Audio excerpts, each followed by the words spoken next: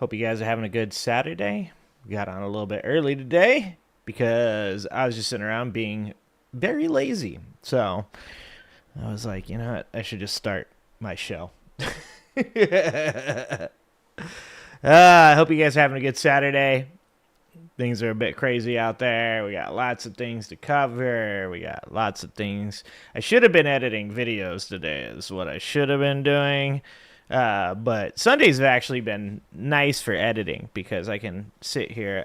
You guys can't see what I'm looking at, but I've got a 55-inch TV with a 47-inch TV on top of it, and I can turn on the football games, and I can just sit here and watch football and edit. So I've kind of been putting it off to Sundays. Last week I put it all the way off to Monday. There's really only so much politics I can accept into my life without going completely crazy. So it's been a little bit difficult to make myself get up there and edit the videos, but it's been well worth it. Seeing a lot of people watching that don't generally watch the streams, getting to see them, especially over on the Live Clips channel. So that's been really dope. Obviously we are trying to reach as many people and do as much good as possible. And, also being over there on this space has been nice. Even if they generally get my second day Angry Ginger, which is a little angrier than first day Angry Ginger of streaming week. We got a lot to talk about today. So let's take a look at who is in the chat early with me. Who showed up early with me? Let's see. I can roll my mouse. Woke Mike and a bot that is trying to get me to buy views. Excellent. Woke Mike, you did. You beat the bot over on Twitch that's trying to sell me views. I'm too broke for that bot. Ben Murphy, what's happening? Thank you for being over there on Twitch. Etch, what's going on? Robert Blake, welcome to the show. Allegedly. 5 Alarm Fire. What's happening, 5 Alarm? I hope you're feeling good, man. I hope you're doing okay. I saw the video you sent me from Straight Facts. I have a couple that I really should be watching from people, but I try to decompress. We should watch. Actually, I have a video queued, but there's another video I want to share with you guys at some point. As I said before, there's a couple things I'd like to do at the show moving forward, and one of them is to not just talk politics, but include some funnier stuff and also some more philosophical stuff, or just talking about life and what you can do right now to stay in a good mental space and keep your head on straight, that kind of thing. So I got a video I'd like to share on that later, and then there's another one that maybe we'll do on Wednesday or something. Sean, what is going on, Sean? Let's see. Roxanne T. Freeman, what's going on? Golf Marine. How are your 49ers 2-0, Golf Marine? How is that even possible? How you guys don't even have a team, man? Like who is on that team? Like who are your receivers? You guys are literally asking homeless people off the street to play receiver for you guys nowadays. What's happening, Swift? What's going on? J Rome, what up, J Rome? The people? Go Rams! No, the people, dude. I like seeing Devontae Adams over there on those Rams, though. I think that's a good place for him. I think that they just replace Cooper Kupp with the black version of Cooper Kupp, or is Cooper Kupp the white version of Devontae Adams? Just another dude that can catch a ball. Just amazing hands. Great hands. That's not weird. It's not creepy, guys. Don't make it creepy, guys. All right? Let's see who else is here. KR? Thank you. I'm about to add another book to the book collection. I don't know how many of you guys like Cormac McCarthy. So I watched No Country for Old Men the other day. And I've watched it before. And I remembered really liking No Country for Old Men, and I was like, I should watch that movie again. And so I watched the movie again, and then I watched it in its entirety, and I was like, why the fuck did I like this movie the first time? I don't remember.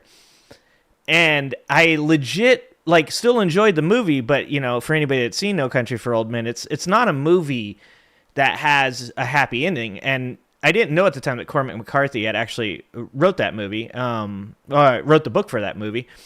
And I've always talked about The Road, which is another Cormac McCarthy book that was turned into a movie. And I've always said, like, a lot of people don't get, like, what makes those movies good, that they're not happy movies. They're actually movies about life, and they're movies about the fact that things aren't always great, and it's not a fairy tale, and it's not always happiness, you know, like there's a lot of struggle in life. And so I really enjoyed that. And then, you know, at the end of the movie, for those of you guys that don't want to spoiler alert, plug your ears, but at the end of the movie, Tommy Lee Jones' character talks about a dream he had, and then he says, and then I woke up, and then the movie ends, and you're kind of left with this, like, feeling of, like, what the fuck was that about? And I was like, I really liked this movie the first time I watched it. I can't remember what I got from it the first time. And so then luckily, just recently, a video came out from a YouTube content creator talking about how movies radicalize their moral ethics. And I watched that, and there was No Country for Old Men. And he talked about it being a Cormac McCarthy movie. And I was like, oh! And it really is. The movie is about the fallibility and the flawed nature of life, and, you know, a fatalism. The idea that heroes don't always win, the good guy doesn't always ride in at the right time and win the day for you. That life is hard work, and I don't mean that in the conservative sense. I mean it in the way of, like, just being alive is not easy. And I was like, oh, okay, now I remember. Okay, all right. So that was a long way of saying I'm going to add Blood Meridian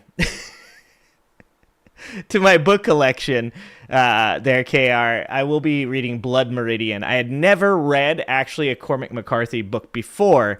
My boss has told me multiple times to read Cormac McCarthy, and I have not. Let's see. Yeah, 5 Alarm, I feel ya. Mighty Mouse, what's happening, Mighty Mouse? Fancy! What's up, Fancy? What's going on? Progressively Independent, what's going on? Good to see you. So yeah, there's the Go Chargers. My kid is now a Chargers fan. This is his first time he decided that he likes football this year, and he has decided he's a Chargers fan. So No Country is fucking brutal. Yeah, it is. And like I said, it's very, very fatalistic. One time it made me laugh, and another time it made me cry. Yeah. You know, KR, and like I said, if you haven't seen the movie and you want to watch the movie, plug your ears, because we're going to talk a little bit about spoilers.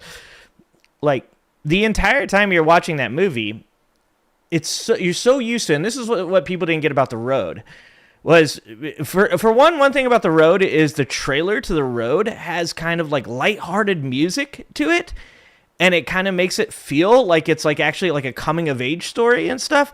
But The Road is a really, really, really, really depressingly sad book and movie.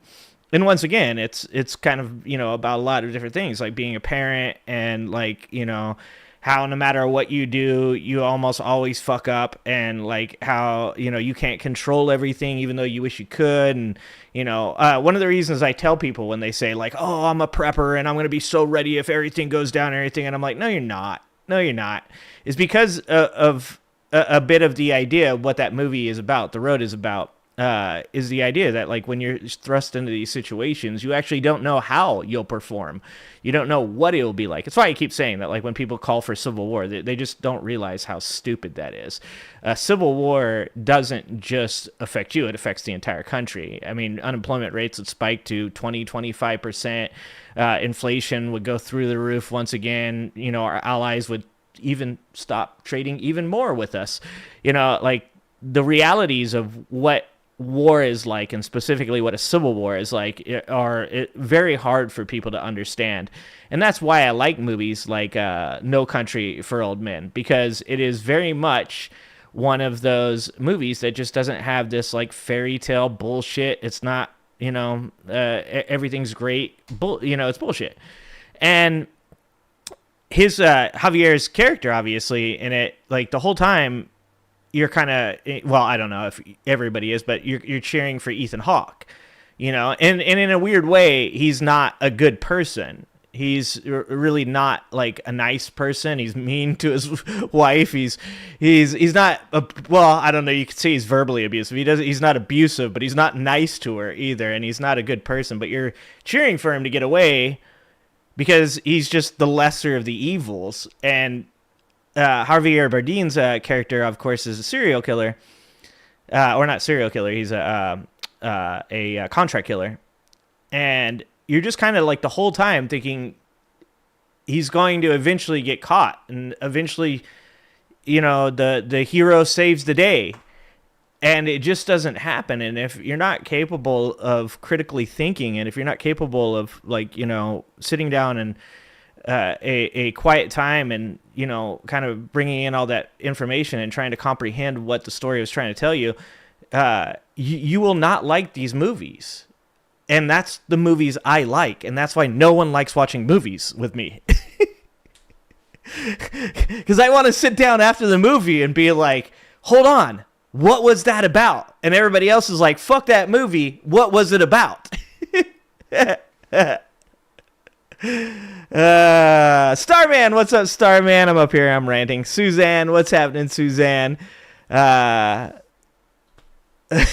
Rabbit Whiteman coming for Democratic Silver Seniors. I saw somebody on Twitch over there. Vladimir, welcome to the chat, Vladimir. Thank you for being over there on Twitch for me. And you guys got to get my Twitch numbers up, especially with all these fucking content creators and fucking late night comedians getting their shit canceled. Not that I make any money, but I might get deplatformed. Right now, we are on a razor's edge, so I guess that's about time to start doing the show, huh? Let's start doing the show. Let's just not sit here with Grandpa fucking Angry Ginger up here telling you about the good old days and how we used to talk about stories.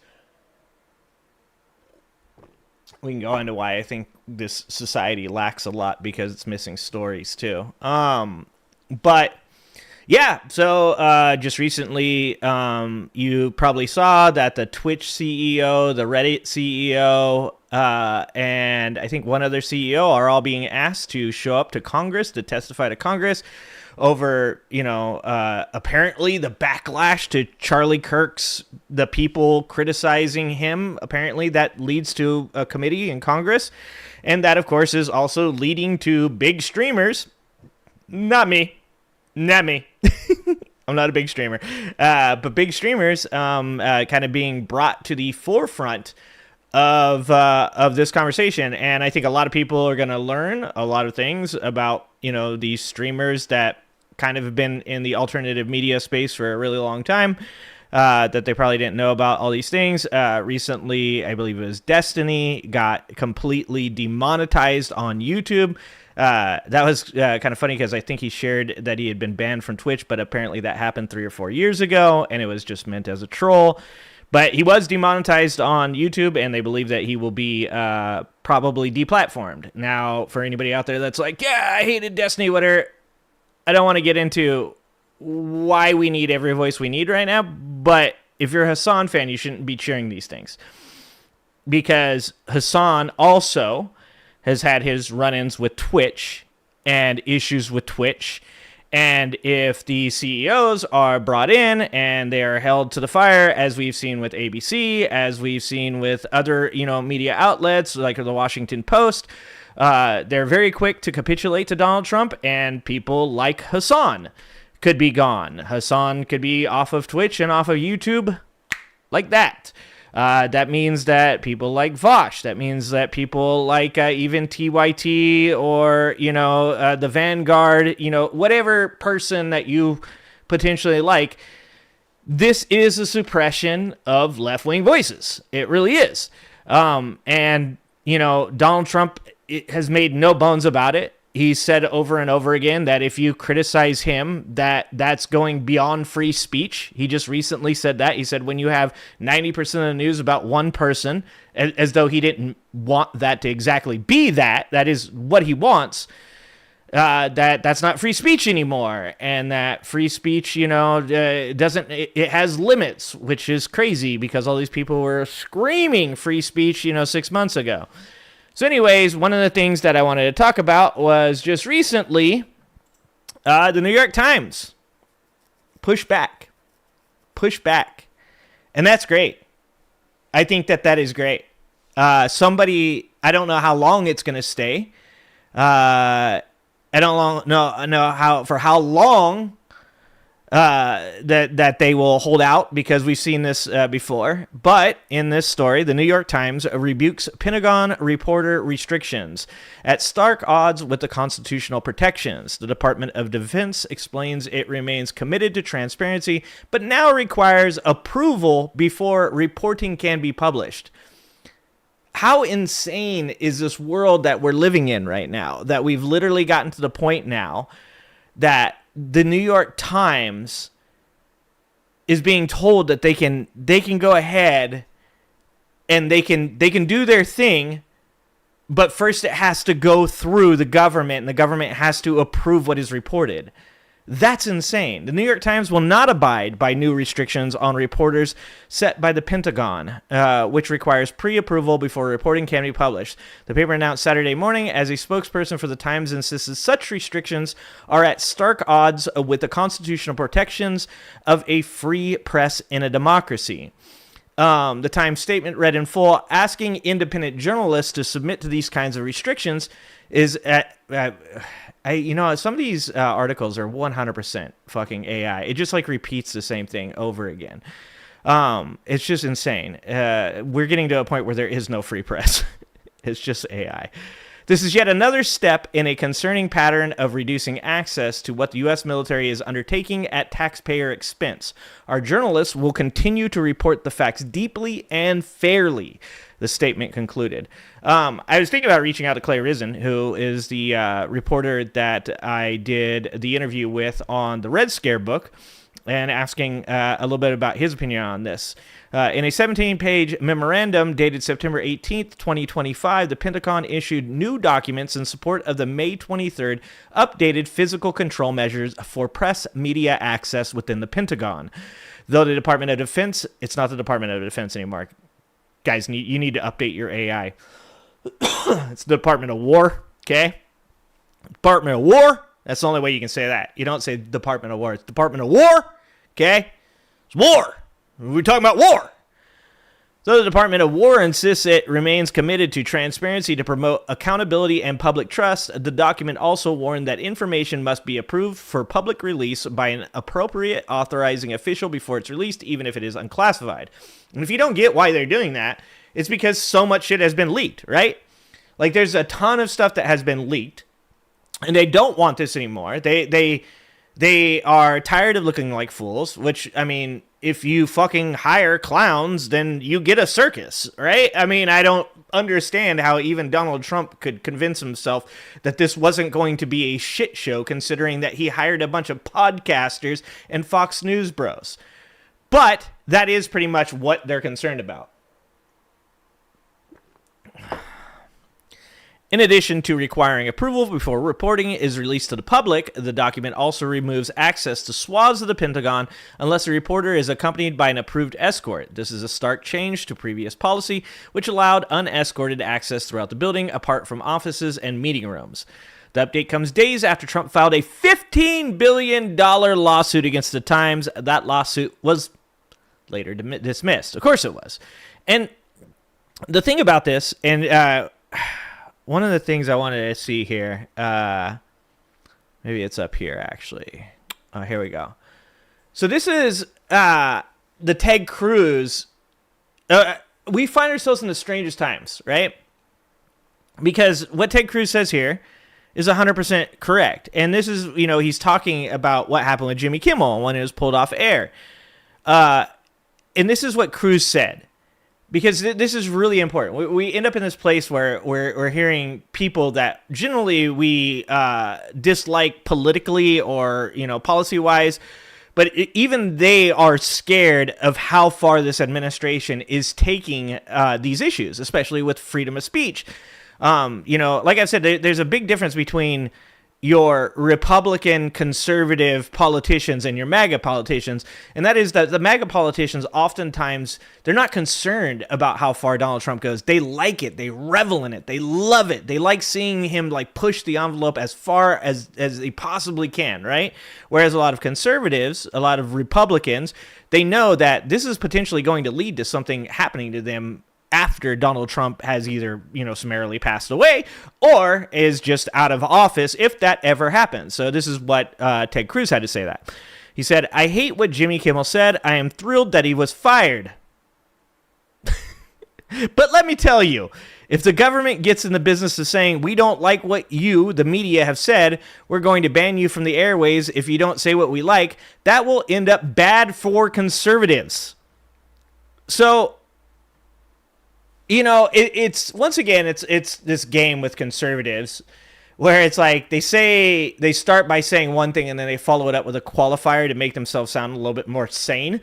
And to be honest, he's 100% correct. This is going to be used against conservatives if we ever have a democratically elected president again, because there is a good chance at this point that it will be a Democrat. And I'm not even saying that because the Democrats have a lot of options, but that is generally the way that the pendulum swings. We tend to go really far one way, and then we tend to really far go back, and overcorrect to the other side. So this is what he had to say about the FCC's car, who has been celebrating getting Jimmy Kimmel fired. He said, "Going down this road, there will come a time when a Democrat wins the White House. They will silence us. They will use this power, and they will use it ruthlessly, and that is dangerous."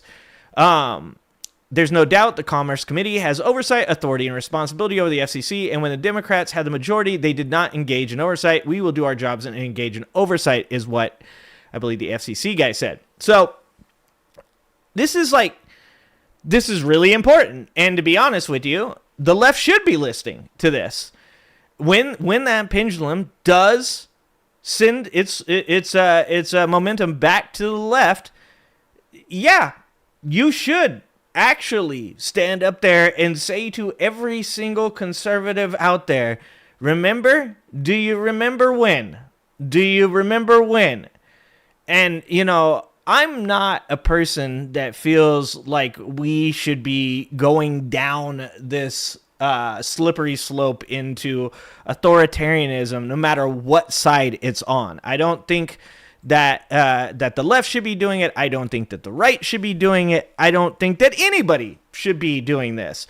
But I do believe that if there is not a equal and opposite reaction to what conservatives are doing today, once a Democrat does take office, you are never going to have a democratically elected official ever again in any office, because Democrats are just going to stop voting. And, we've talked about this before when we talk about minorities, when we talk about LGBT people. A lot of times, you lose some of that vote because in, the greater scheme of things, progressives, just Democrats, really, Democrats have not followed through in a way that feels like it's actually making a difference. So right now you have, of course, Hakeem Jeffries and Chuck Schumer sending strongly worded letters to Donald Trump about the CR that's going on right now. And if you don't see some type of honest attempt by Democrats in Congress to actually push back against Trump and say, we will shut down the government, we do not have a problem with that.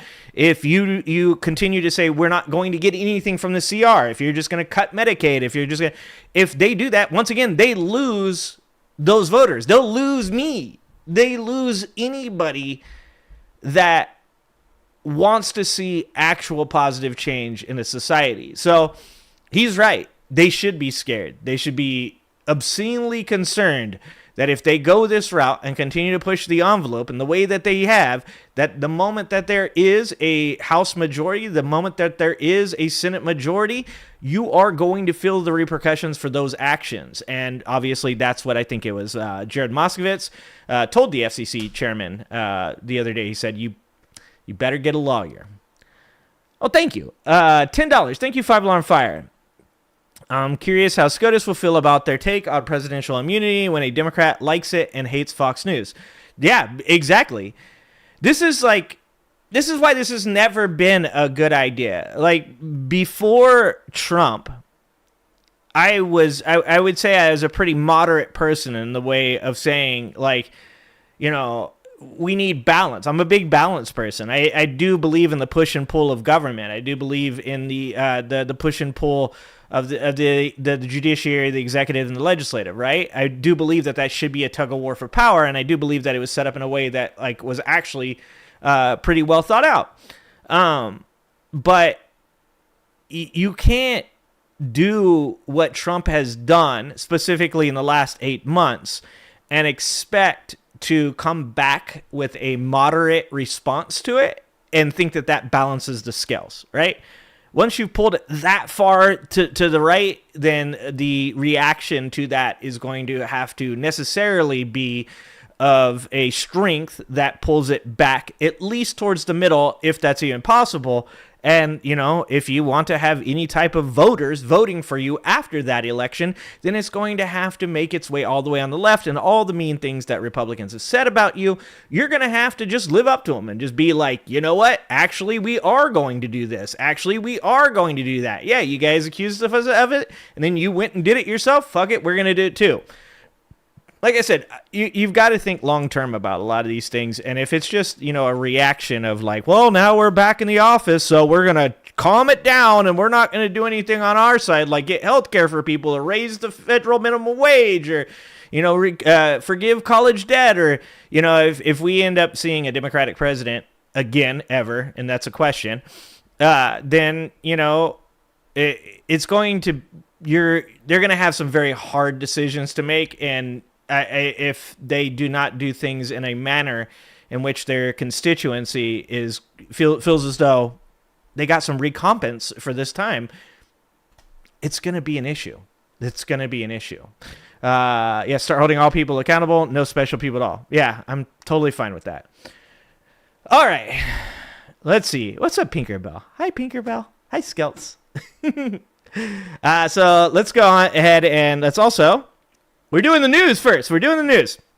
So speaking of the reason that Donald Trump wants to keep the press from talking about things, Donald Trump, somebody said it the other day, I think it's Jake from What You Can Do over on this space, said, don't forget, Jimmy Kimmel wasn't fired for making fun of Charlie Kirk. Jimmy Kimmel was fired for making fun of Donald Trump. And that's important to understand.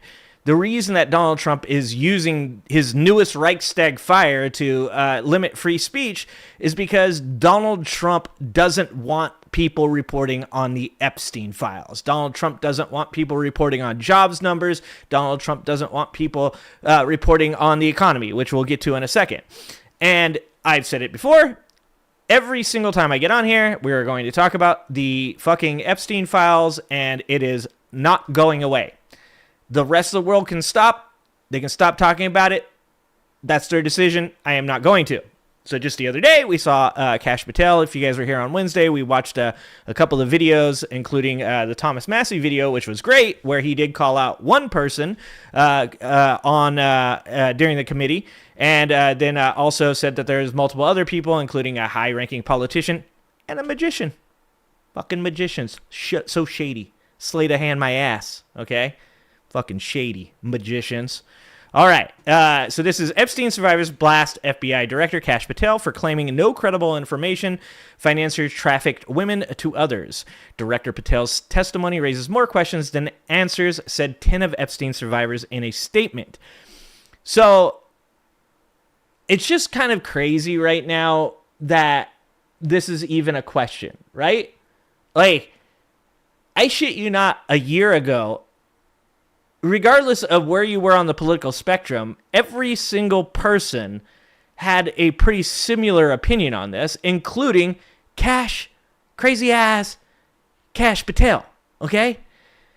Several survivors of Jeffrey Epstein's abuse signed a statement on Thursday, September 8th, blasting FBI Director Kash Patel for claiming there was no credible information. The pedophile financier had trafficked women and girls to other powerful men.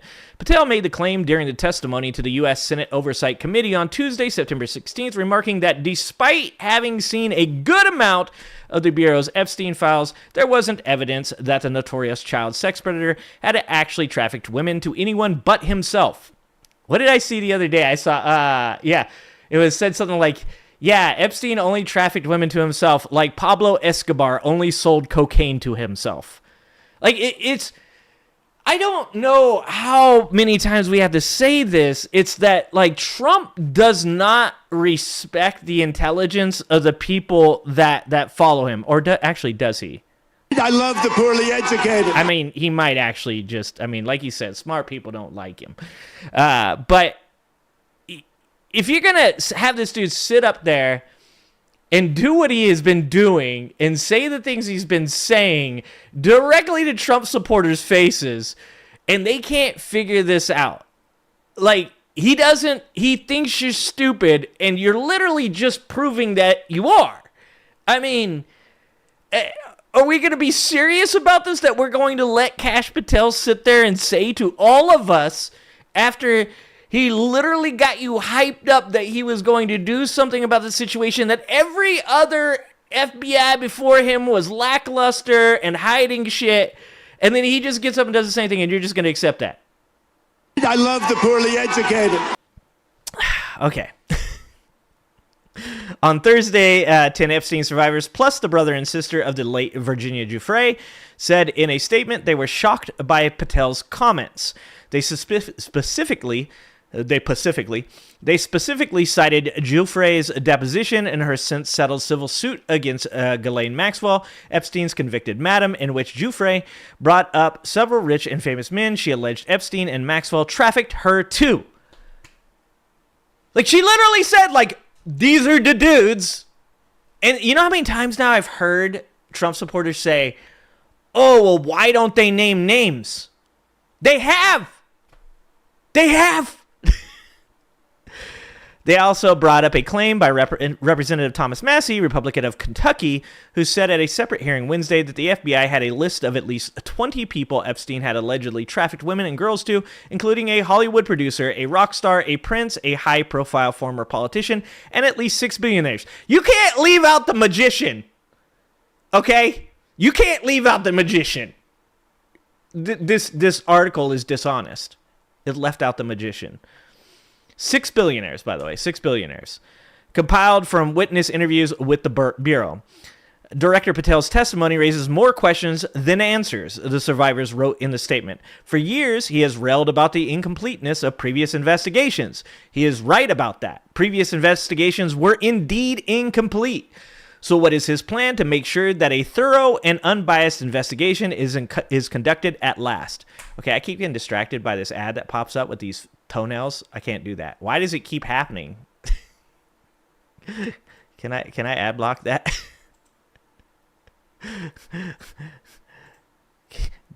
It's not blocking the toenail ad. Oh God, it is so gross. It is so gross. I just want you to block the toenail ad. Please block the toenail ad. Thank you. Jesus Christ. It's so gross. It's so gross. Okay. Let's see. Sorry. I got off topic. The fucking toenails are really messing with me. Okay. Okay, where were we? Now I'm all the way back up here.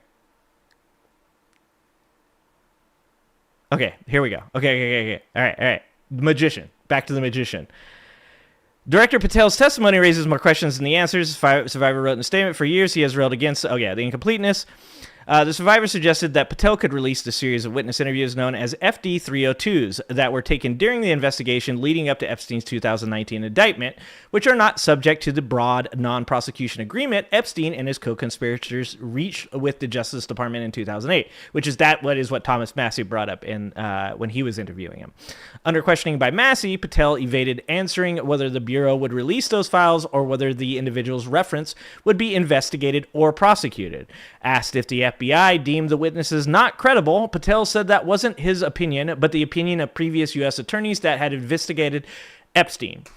It's one of those things that it's just too convenient. It's too convenient that you're just going to make these excuses. This is exactly what the dude would be ripping anybody else in that position. Like if Kash Patel was never made the FBI director, right? If Kash Patel was sitting on the sidelines and Don Bongina was ended up being the FBI director and Patel was just still a podcaster, because that's what he was, guys, a podcaster, he would be ripping Bongina right now. And the same thing goes for Bongina. Bongina wasn't his deputy director. He as well would be ripping Kash Patel right now. In fact, you can go and find other YouTube content creators on the right now. One of them, his name is like Heavy Duty Country, that rips them for not releasing the Epstein files and covering it up. Like, it's insanity. It's insanity. Those previous administrations are the ones that Kash Patel spent years accusing of a cover-up, the statement continued. Now he will pass the buck to them to decide that information about other men in the Epstein-Maxwell trafficking ring is not even worth following up on. There are victims and witnesses who to this day have still not been interviewed. Will they continue to be ignored? And my answer to that is yes, they will, because they don't really care. I'm pretty sure they stuck a carrot in Kash Patel's butt, took a picture of it, and said, if you ever say shit, this goes out to every media organization in the country. The statement is signed by Epstein survivors Jess Michaels, Rachel Benavidez, Danielle Binsky, Marjike Chartouni, Annie Farmer, Marina Lacerda, Lara Bloom, McGee, Charlene Richard, Ashley Rubright, and Liz Stein, plus Geoffrey's brothers, Sky and sister Amanda. That really, really challenged my ability to read people's names. As head of the FBI, Director Patel can now work to remedy that in a way that finally centers survivor voices and finally pursues the whole truth, the statement reads. The public demands it, the victims deserve it, and our system of justice without fear or favor requires it. The Justice Department did not immediately return a request for comment. No shit! The Trump administration has come under intense scrutiny in recent months after the Justice Department made a sudden about-face on the Epstein files, from Attorney General Pam Bondi claiming the disgraced child molester's client list was on her desk to claiming it did not exist. The saga has raised further questions about President Donald Trump's own involvement with Epstein, with whom he was associated for years until a falling out. Those questions reached a fever pitch when Congress released a letter allegedly sent by Trump to Epstein for the financier's 50th birthday, written in the outline of a naked woman, where Trump allegedly said the two have certain things in common. Trump denied writing the letter and sued the Wall Street Journal for $10 billion. After the newspaper first reported its existence, Epstein first faced sex crime charges in the mid-2000s, but ended up serving only a year in jail after reaching a controversial non-prosecution agreement with the feds and Alex Acosta, who Donald Trump had in his administration, which required him to register as a sex offender and plead to state prostitution charges. He was under a new sex trafficking indictment in 2019 when he died in a Manhattan jail cell in what was ruled a suicide by hanging, which we all know was bullshit. And one of the reasons that, I continue to read the final synopsis of these articles is because I want these things to be said over and over and over again. Like, I could stop, right? I could just not read that last two paragraphs because we all know it. I want this on video after video after video after video, and I want it to be undeniable that this information exists. Because we live in this day and age where it's like, do not believe the evidence of your eyes and your ears. Instead, believe dear leader. And fuck that. We're not doing that. We're going to keep putting this shit on videos to be on the internet to survive this administration so that when everybody looks back on this time, they know that this was said over and over and over again, and people did not just capitulate to Donald Trump. They were complicit in the actions that he took to cover up the abuses against Epstein's survivors. We're going to keep doing this. We're not going to stop. But that is why he wants to cover up. He wants this to stay this way. He wants it to not be seen. He wants it to be denied. He wants to have control over the stories that come out. This is what Donald Trump wants, and this is why he's doing what he's doing with Jimmy Kimmel. This is why he's doing what he's doing with content creators and forcing CEOs of these platforms to show up and talk to them, is because he wants to legitimately limit your free speech opportunities. He wants to silence voices that are speaking out against him, whether they're big like Hassan and the rest of those content creators, or they're small like me. If you think that I'm not going to one day feel the repercussions of these things, you're probably incorrect. I probably will find myself one day facing a punishment by this administration for saying the fucking truth about what is going on. And it's going to continue. And it's going to continue. Now, he's more than a podcaster. He's also a children's book author. Sorry, Pinkerbell. Sorry. What's happening, Mama Brooke? What's going on? What's up, Manny? What's up, Talia? What's going on? Is Bongina not stroked out? I don't know. Or are you talking about Trump? Trump might be. Trump's really feeling it. Stay hydrated, guys. All right. So to continue down that path, continuing on with why Trump wants to continue to limit your free speech and stop these news organizations from being able to speak any truth at all or even make a fucking joke. Here's one we have for you. Trump turns on Fox News mid-interview when pressed on slowing economy. Because it's not just the Epstein files. The failure of this administration is not just the incredibly low actions of, covering up Epstein's crimes, but also he's destroying the economy as well. And that's something that everybody should be aware of. Underneath this, the stock market, which is literally being ballooned up by an AI bubble and also by huge stock buybacks that have been happening because of Donald Trump giving gigantic tax breaks to corporations to allow them to do the largest buybacks in stock buyback history, which had already happened once during COVID. Now it's happening again. That's the reason that the stock market is doing what it's doing, okay? Jobs are bad. CPI is bad. PPI is bad. PCE is bad. Everything is going up. Grocery prices are going up. Energy is going up. No matter what Donald Trump tells you, we can look at the CPI information. You can go to the Fred. If you don't know what the Fred is, Google the Fred, okay? Then go look at CPI information. Go look at energy. Go look at food at home versus food away from home. Go look at all the things that are going on in this country right now that you are saying to yourself, it doesn't feel great. Why is the economy so bad, but the stock market is so good? Go look at all those things. Look up the reason why the government is selling its long-term debt to buy to buy short-term debt. These are all very important things, and Donald Trump doesn't want you to know anything about any of these things. So anyways, this is, like I said, even Fox News. This is why Ted Cruz is concerned. Fox News will also be a part of the media organizations that eventually will not be able to put out anything except for what Dear Leader tells them to, even the Entertainment News Network. Whoops, it's fucking muted. Okay. Energy down, you bring inflation. Look, I inherited the worst inflation. He inherited 2.4%. By the way, energy is not down. Gasoline even went back up this month. Energy has not stopped going up, and that's because of data centers in this fucking country running AI. Our water is being stolen. Our energy is being stolen.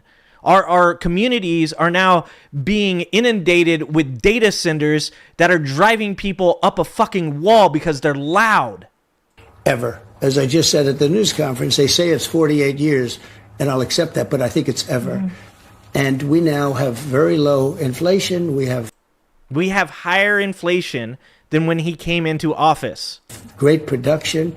And when these factories that are being built all over the country start opening up, we're going to have numbers that like nobody's ever seen before. When do you think? Oh, we have numbers like no one has ever seen before. They're just not good numbers. They're really bad numbers. That people are going to feel that because we do see polling that doesn't poll well in the economy. The recent GZB. I'll call you Aku. Thank you for being here, first of all. Yes, he does not understand these numbers. I'm one of these people that will argue against when people say things like Donald Trump has done this for this nefarious plan. I don't think Donald Trump does things because he has a nefarious plan. I think he does them because he is petty and he is stupid. Donald Trump does not understand CPI. He does not understand PCE or PPI. He does not understand any of these things. He doesn't know that things are bad because he's been telling himself they're good, and the people around him will never tell him that it is bad. He is just like a general that sends out an army that gets defeated, and when that army comes back, they do not tell him they got defeated because they're afraid of the way he will react. That is leadership 101.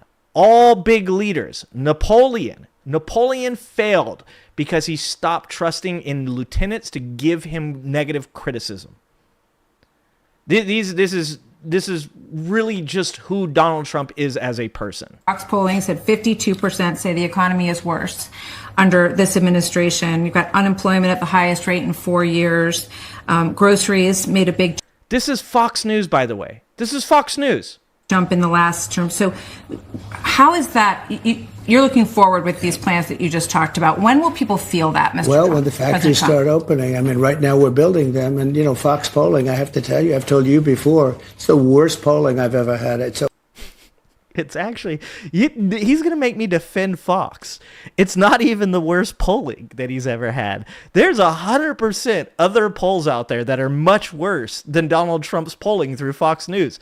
That's the insanity of all this, is this dude just says whatever shit comes into his head. He 100% believes what he's saying at the time that he says it. He really, at this point, he is so ass mad, so petty, that he is like, no, Fox News, you guys suck. You're actually the worst. And then he'll go on ABC and say the exact same thing. And guess what? He believes it both times. During the election, they had me winning by a little bit, not by a massive amount. And Fox polling, I've told Rupert Murdoch, go get yourself a new pollster because he stinks. And this is for years now. But I will say that we have all of these things are being built. Car companies are moving back. We lost. Bro, we just deported, what was it, like 400 South Koreans that were working on the Hyundai plant? It's going to make that plant take something like 6 months to a year longer to build or some shit like that. This administration is its own worst enemy. And it's clearly because they're stupid. Thank you for the $10, 5 Alarm Fire. Thank you for the $10. The combination of the greatest military force on the planet and the dumbest president in American history is terrifying, especially to our allies if we have any left. Well, the good thing is I don't think we do. I don't think we have any allies left, 5 Alarm.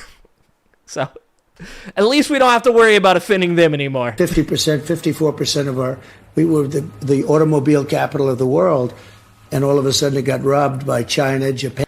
Dude, how long ago? And Germany, all these countries, those companies, they're all coming back now to the United States. No, they're not. Industry is shrinking.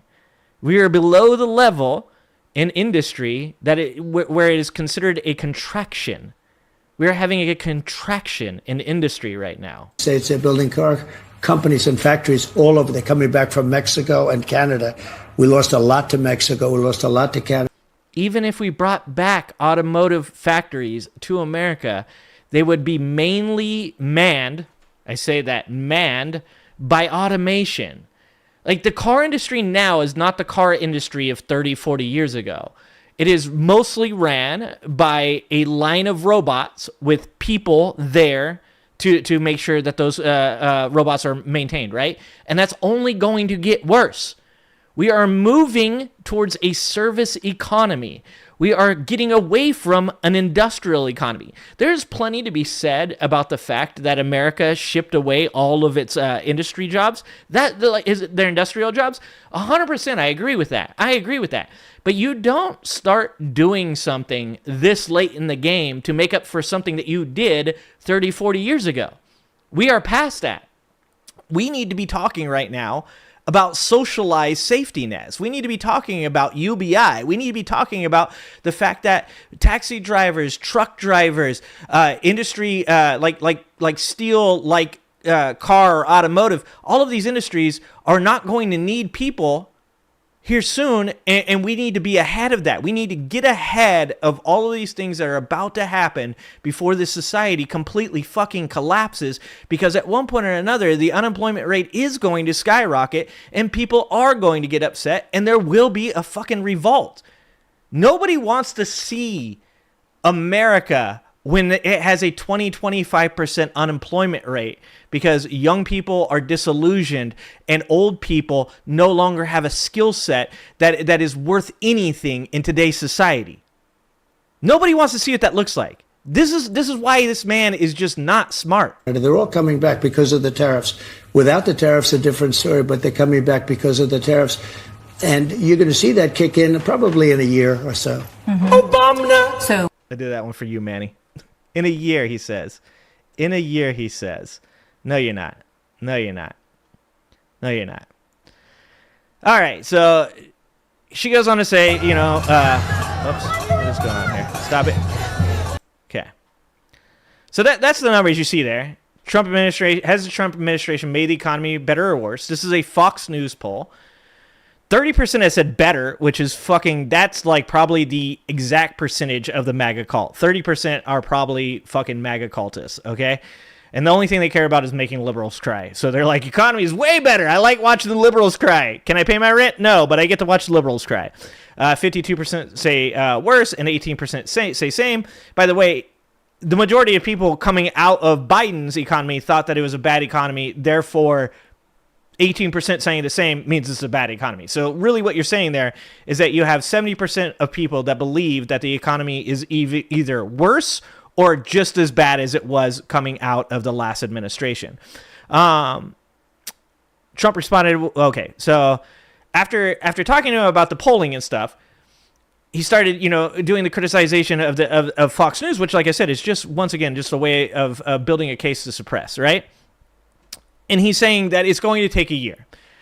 This article goes on to say the economy could sure use a jolt. The most recent jobs report showed that the manufacturing sector shed 12,000 jobs in August, meaning the industry has lost 38,000 jobs in 2025. Other sectors with high tariff exposure equally suffered, as healthcare and social work were the only sectors that reported job growth. So even with how bad the jobs numbers are, they're actually being obfuscated by the health industry right now. Retail has lost 98,000 jobs, 32,000 or 38,000 jobs in the manufacturing. This is not getting better. This is getting worse. And you don't just snap your fingers and automotive, the foundation for the automotive industry is there. Just like you don't snap your fingers and bring back chip production to America. You need to build that potentially over the next decade. It's insane. The Bureau of Labor Statistics reported in August that the annual inflation rate at 2.9% is the highest it has been since Trump took office. Claims of joblessness are also at their highest level since late 2021. COVID, anybody? Americans are still feeling it at the grocery store too. The paper reported this week that the ground beef prices are up 13% over late last August. Beef steaks are up more than 16%, apples are up 10%, and that coffee prices have jumped more than 20%. And the thing about that is, here's the thing with beef prices. What's happening, AJ? What's up, Mountain Bike? What's up, Kelly? Here's the thing about beef prices. Beef prices haven't even started to feel the effects of tariffs or screwworm. So we have a screwworm infestation that made its way from Mexico over into America, into Texas, right? We have now seen beef prices go from like $6 to $11, right? Those prices, don't quote me on that. That's just a rough estimate. They have gone up a lot. Let's just say it that way. And that is without the factors of the potential of a screwworm infection or tariffs. That is only because coming out of COVID, many of the ranchers sold off their cattle businesses because they had very thin margins in cattle and could not be successfully profitable. They also now are having problems with cattle size because of the fact that there is less pasture because of climate change and droughts. Whether or not you believe in climate change or not, that doesn't fucking matter. Like, if there is droughts, there is no pasture, there is no cattle. Also, feed prices are through the roof because, once again, because of inflation and also because of drought. So all of this just gets worse. This does not get better anytime soon. And when you have a president that goes out and lies to people and tells them that everything is okay when it is verifiably not okay, that causes a problem in society. It creates a chaos, a confusion where people are kind of actually, like, it's understandably so, upset because they don't know that the economy is bad. They just feel bad, but their dear leader is telling them it's good. So they're fucking confused, and that confusion leads to anger, and that anger leads to violence against the wrong people.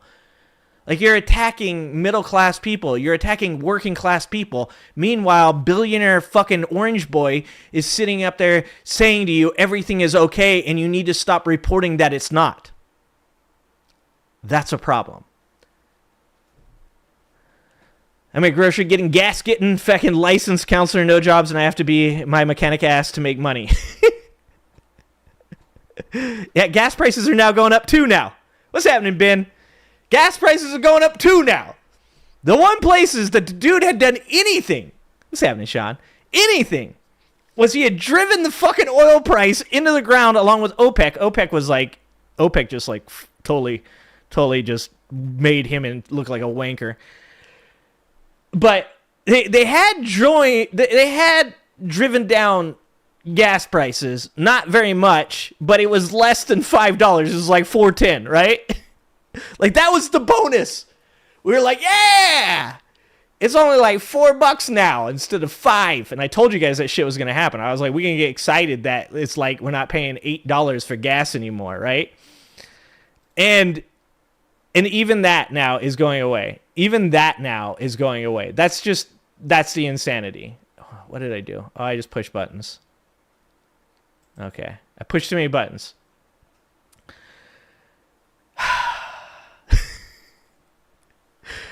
And this stream is going to be about obfuscation of information, intentional obfuscation of information, guys. This is what this administration is about. This is what fascism is about.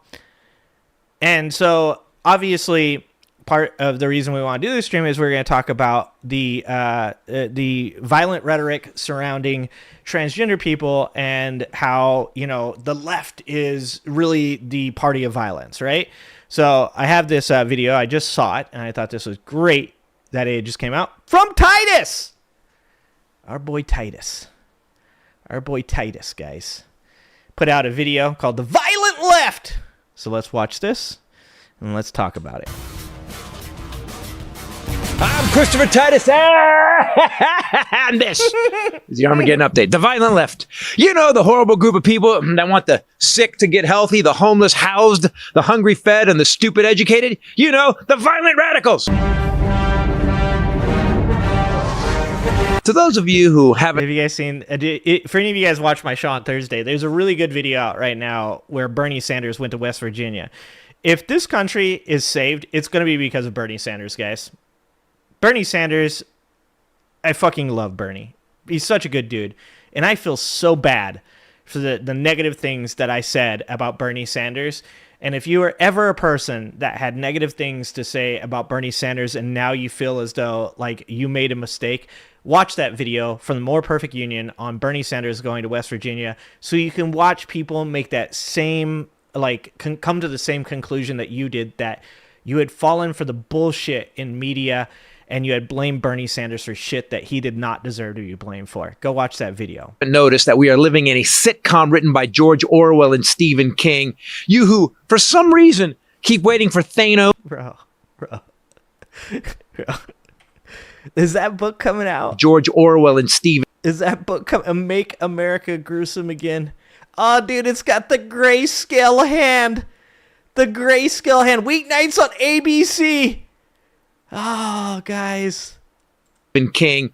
You who, for some reason, keep waiting for Thanos or Tony Stark or SpongeBob to step in and stop this country's constant downward slide to fascism, autocracy, and oligarchy. To you, who seem to think that denying the rule of law, letting the White House take bribes like $400 million planes, crypto billions, or taking 10% of a private company. To those who can stomach the fact that our president will not release the pedophiles of his best friend, the worst pedophile in American history. For you. But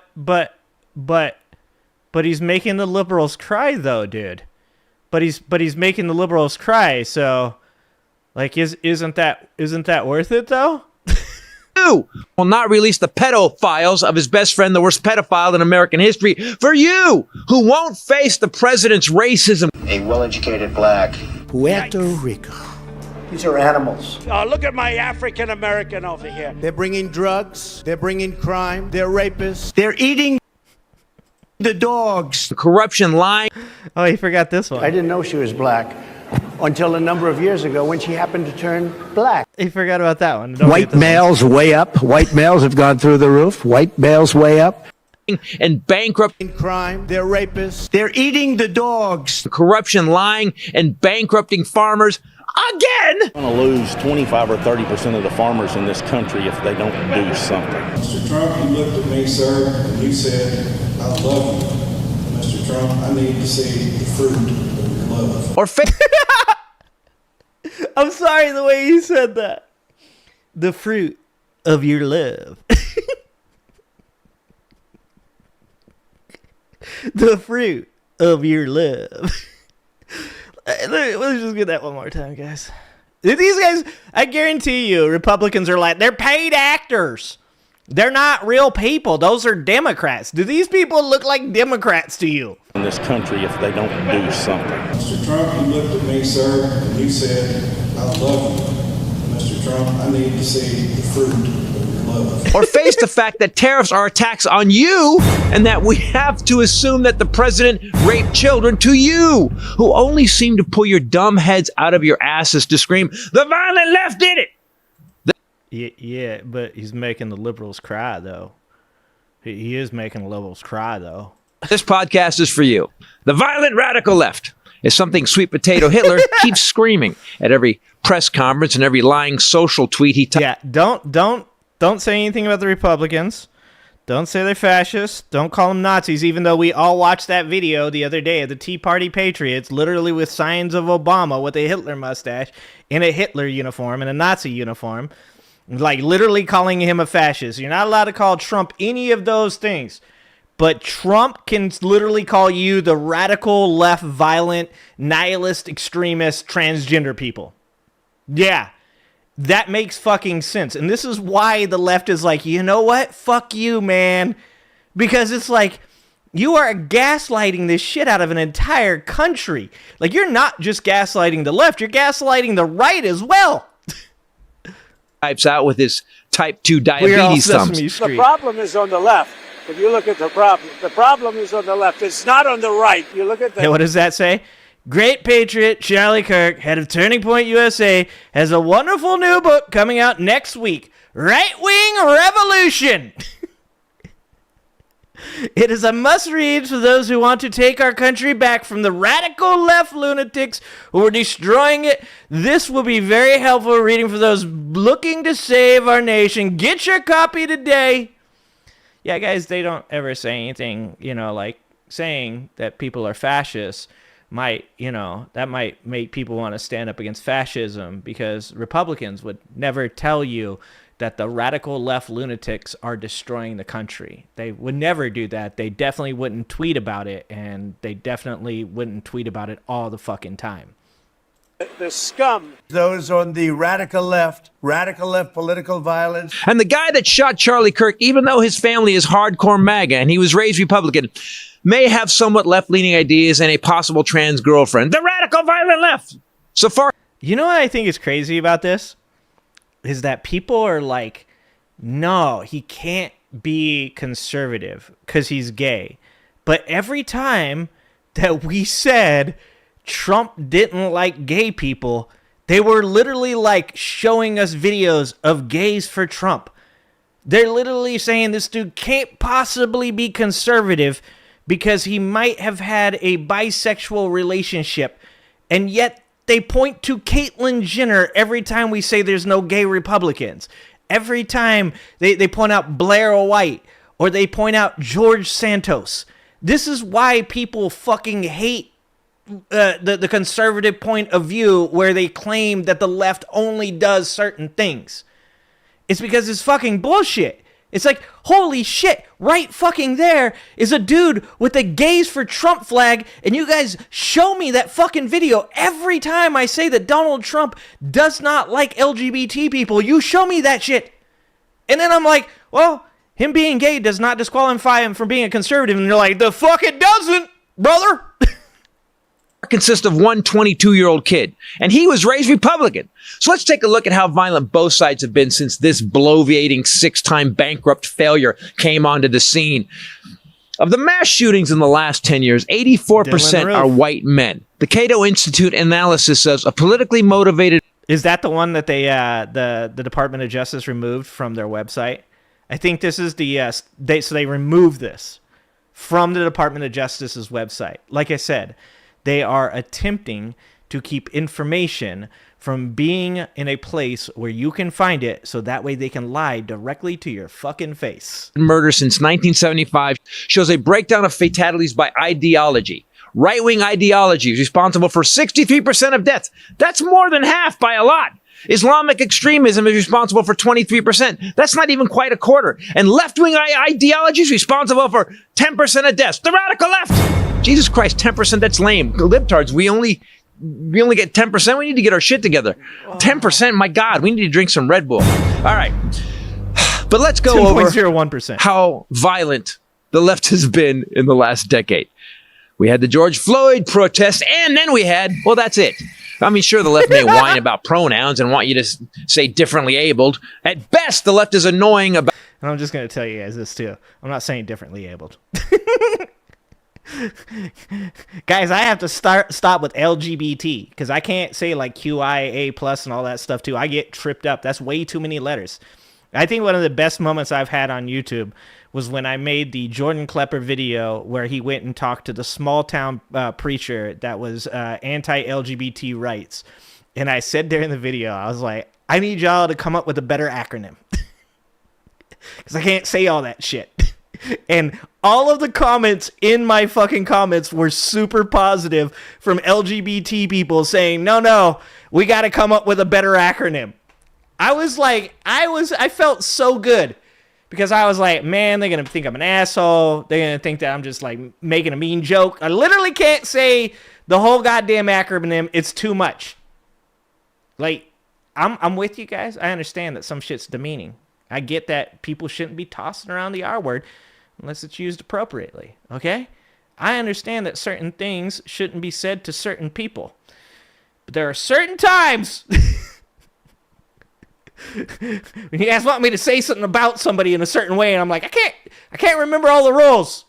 Your non-biodegradable coffee cup. Starbucks, what is this? This is not cute. This is not goes with my outfit, cute iced coffee. I'm all for helping the environment, but like, This is ridiculous. It kind of spills over if it's a little too full. What is this? But violence? Yeah, that's that violent left rhetoric right there. You guys, those ladies really need to calm down. There's probably people at Starbucks losing their jobs right now because of that shit. Let's go over how it compares to the calm and chill right. Unite the Right rally, Charlottesville, Virginia. A Nazi sympathizer drove his car into a crowd of counter-protesters, killing one person and injuring dozens. Then you got the Tree of Life synagogue shooting, 11 shot dead by right-wing Jew hater, pipe bomb mailings. A man who is a vocal supporter of Donald Trump mailed pipe bombs to prominent critics of Trump, including Democrats, media figures, and billionaire George Soros. Why does this guy keep coming up? What about a magician? Did a magician get one? Paso Walmart shooting, Texas. An anti-immigrant gunman killed 23 people. Plot to kidnap Michigan Governor Gretchen Whitmer. Right. Buffalo grocery store shooting, New York. A self-described white supremacist killed 10 black people in a racially motivated attack in May. Attack on Paul Pelosi. Well, that was by a right-wing Nazi who had a hammer. Multiple assassins. Which, by the way, all these people made jokes about and spread fucking conspiracy theories about him having a gay lover that attacked him with a hammer. Yeah, don't forget that shit. Assassination attempts against Donald Trump, all from registered Republicans. Melissa Hortman and her husband shot dead by a Republican psychopath. And that's what I was going to say the other day. I think it was Ted Cruz. Ted Cruz's dumbass said, he said, no, the guy who attacked the Hortmans was on the left because he left a letter that said that Tim Walz told him to do it. That's what makes him left?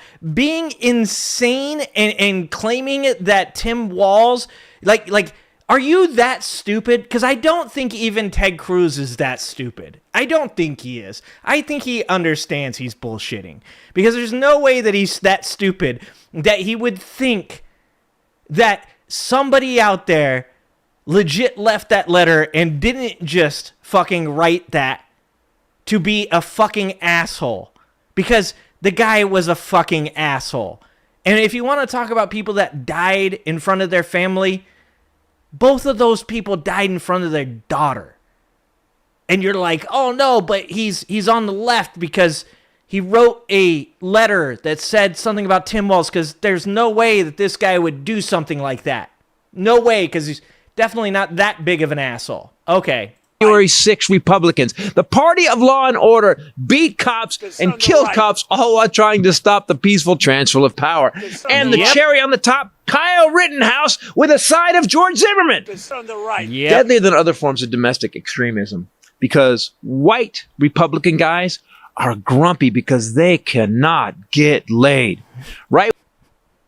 White males way up. White males have gone through the roof. White males way up. Violence has consistently been responsible for more fatalities than any other form of domestic extremism in the U.S. Not the liberals, not the people that want the rich taxed like the poor and the poor fed like the rich. Violent. The rich put in jail for the same crimes the poor are. So the next time you hear violent radical left, just know it's bullshit. We're not. And there's no evidence that we are.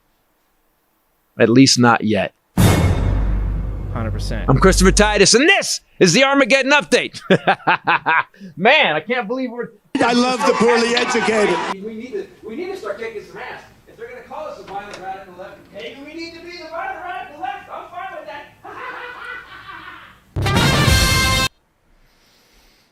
I love the poorly educated. Yeah. The gaslighting is just out of control. It's out of control, man.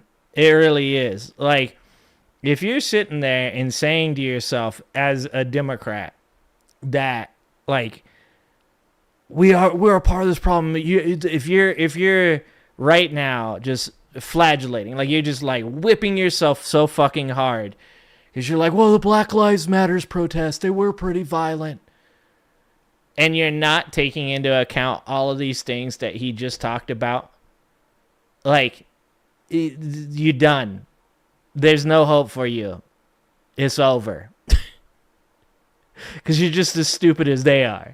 Like, there is absolutely no fucking way that right-wing extremist violence is in any way less than left-wing violence. It's just out of this fucking world. But I wanted to talk a little bit more about some of these bullshit statistics that now they're trying to point out, because how long until Titus is censored? Oh, not long. All of us will be censored soon. All of us will be censored soon.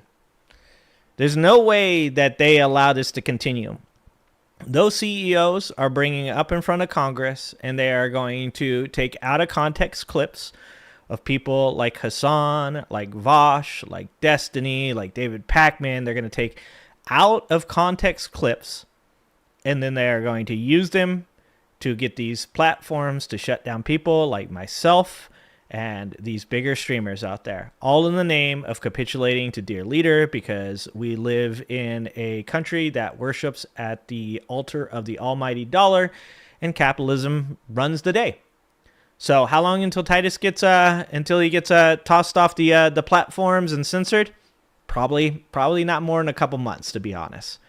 We're all going to have to use the time we have to get our voices out there, because when this shit happens, we're going to need as many people activated to do this stuff as possible. So I wanted to talk because, like what he said at the end there about putting forth information that isn't correct, because that's the next thing that they do, right? So they're removing information that is true, and then they're making up their own facts and statistics. And I'm sure many of you have seen that they're now talking about classifying transgender people as violent extremist nihilists. And I've argued this before, and I feel just like a crazy person attempting to have this argument with people anywhere on the political spectrum, that for some reason people believe that the transgender shooters are out of control. There's so many of them, and all these things have happened, and they're just the most violent. And I'm a person that believes in statistics. I'm a person that loves analysis. I'm a person that likes facts. I like charts. I've told you guys before, in my professional life, that's what I do. That's what I find happiness in. And it just makes dealing with all of this dumb shit in this country right now that much fucking harder. And just recently, the right has been spreading the lie that you are more likely to be killed by a transgender person than anybody else in the country, which of course we all know is fucking nuts, but it works. They put out this, and then you just hear the people fucking regurgitate the information. So I recently found a channel, a really cool channel, actually. It's a small channel, Edgier Than Thou. They have 9.46K subscribers. So you guys should go and subscribe while you can. I love me some spreadsheets. Okay, I do love me some spreadsheets. There's the channel in the chat right there. You should definitely subscribe to this. And if you don't think you should, you will after this. So this is actually going to be a two-part video, because there was a follow-up to some of the information in this video. So we're going to listen to it a little bit of a faster speed here. Oh, 1.25. 1.5. We'll see how bad that is. We're going to watch this, and then we're going to watch the follow-up video containing the statistical analysis. Will contain some math. Apologies in advance. Hey, folks, every once in a while, I think it's worth revisiting the fact that right-wing media is primarily based in lies. And when I say lies, I don't mean the sorts of little fibs that all media participate in, exaggerations here and there, misrepresenting data to suit a narrative, that sort of thing. All of that is bad, of course, and it's why I'd never take headlines at face value, but the right-wing propaganda machine is a different beast entirely. Rather than simply bending existing truths to suggest a favorable perspective, Republicans will just straight up make things up out of whole cloth. You like how this is the left for you, too. This is how we do things. We always start by qualifying that we understand that left-wing media also lies. Like, that's something the right will never do, right? The left will start off discussing incorrect information on TV by saying, we understand that left-wing media also lies, but the right wing does this just much worse. Like, you'll never get that from a conservative point of view. Reality rarely comports with the beliefs that Donald Trump, Rupert Murdoch, the Koch brothers, or say Matt Walsh want you to hold. So rather than adjust their statements to agree with reality, they'll just invent a new one. We saw this last year when right-wingers went all in on an obvious migrants are eating pets hoax, which J.D. Vance later admitted to exaggerating for attention while repeatedly acknowledging that his only evidence was that he heard it somewhere. If I have to create stories so that the American media actually pays attention to the suffering of the American people, then that's what I'm going to do, Dana, because you guys are completely letting Kamala Harris coast. You just said that this is a story that you've created. So the eating dogs and cats thing is not... Dana, it comes from firsthand accounts from my constituents. And now we're seeing it In Springfield, they're eating the dogs, the people that came in. They're eating the cats. They're eating the pets. Yep. again, with the runner-up for the American right's favorite boogeyman, trans people, in the form of a variety of right-wing memes, all of which eschew truth in favor of a good narrative. Semi-famously, I suppose you could say, in early 2024, this meme was circulated by fascist accounts like Kaya Rychik of Libs of TikTok fame, despite being completely inaccurate in at least two ways, not the least of which being that the fifth image in this meme is of a completely different person to the decidedly cisgender shooter. And this is the kind of shit that literally my own family members will share with me. Oh my God! Oh, fuck me running. It's just the dumbest timeline. It is. It's the dumbest timeline. And this, the Colorado... Not even the right fucking person. Springs shooter specifically targeted LGBT people and transparently identified as non-binary after the fact as a half-baked trolling attempt. Regardless of... So that's what I was saying earlier too, about the Tim Walz thing, how the guy claimed that actually the person who killed the Hortmans was left-wing because he had left a letter saying that Tim Walz had instructed him to do so. It's like these people can't wrap their mind around, or they're just dishonest. Most likely they're just dishonest, and I'm giving them too much credit, to the fact that a person that goes to a gay nightclub and attacks people, and what did he shoot? Something like 40 people? Right? It was a lot of people. 17 people, 20 people, I can't remember. It was a lot of people. I guess it was probably said it right there, huh? Image in this meme is of a completely different person to the decidedly cisgender shooter. Other than this, the Colorado Springs shooter specifically targeted LGBT people and transparently identified... Oh, this is Colorado Springs. Yeah. Oh, yeah. So this is a guy who said he used gay and racial slurs while gaming online. That's the attempt at this, right? Was that they had left they asked their lawyer to say that their pronouns were different. They're doing it as a troll. They're doing it to piss people off. Yeah, it was the gay nightclub in Colorado Springs. As non-binary after the fact as a half-baked trolling attempt. Regardless of these itty-bitty, blatant factual errors / misrepresentations, the narrative is quite clear. To American conservatives, there is an epidemic of violence committed by transgender people across the country that can only be stopped by extreme anti-trans prejudice. And yes, of course, I see the irony of claiming there's an epidemic of transgender violence while having to pad a 5-item list. A similar meme pulls stunts like using a photo of non-mass shooter / MMA fighter Alana. Yeah, the bottom right is an MMA fighter. It's a MMA fighter, dude. Oh my God. McLaughlin, I hope that's how that's pronounced, as one of the shooters, but trust me, if we covered those, we'd be here all day. Incidentally, upon being confronted with the factual failings of her shitty meme, Rychik defended her refusal to delete or correct her mistake. I guess, speaking of deleting posts, you still have a post up accusing the Uvalde shooter of being trans. Obviously, that's been debunked. Yeah, there's a community note on it. So why not remove that post if you're so... Well, and here's the thing, too. Like, this is just a beginning. Like this is just one thing. You're just pointing out one thing that Kaya Rychik has done. Like, this isn't even... this is barely this is like getting a drop out of the pool of all of the violent rhetoric that Kaya Rychik has put out against other people in this country. Like, she has literally had people doxxed, literally gotten hospitals bomb threats by posting shit that leads to violent actions. This is just a fucking drop in the ocean. So why not remove that post if you're so comfortable with removing posts? Because there's a community now. I think it's clear. It was unintentional. It's got a community note, guys. So it's cool. There was a watermark on it. It was from a meme, an account that was going around. And I'm glad there's a community note so people know that. Do you believe if, say, a journalist posts... These people are so full of shit. When they have to see you face to face, they're so full of shit. something factually incorrect or wrong, especially about someone else. You know, if somebody was to say something factually wrong about you, do you believe they should remove that, or do you think they should be able to keep that content up? Twitter is free speech. You know, people lie about me all the time on there, and they don't get taken down. If you want, it has to go both ways.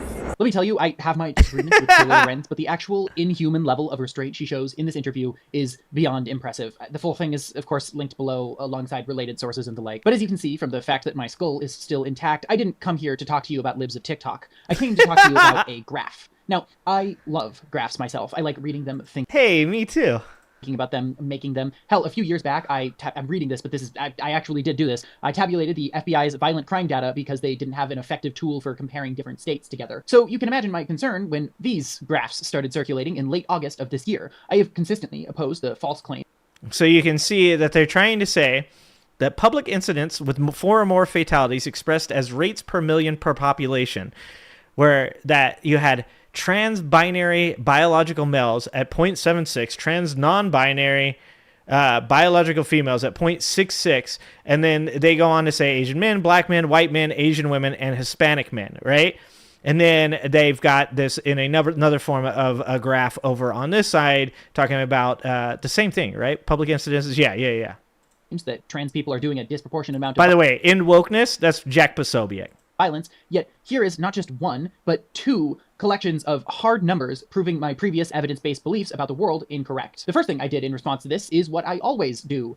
Check for a source. But curiously, one wasn't linked or named on either image. And so there is a source, and this person does find the source later and goes over the source after they did this video. Which is standard practice when using data to make and perhaps the political connections or resources to figure out where these graphs came from. It'd be them, right?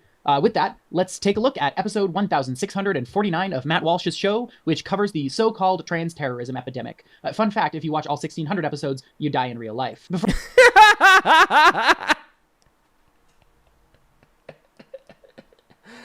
Oh, he's not wrong.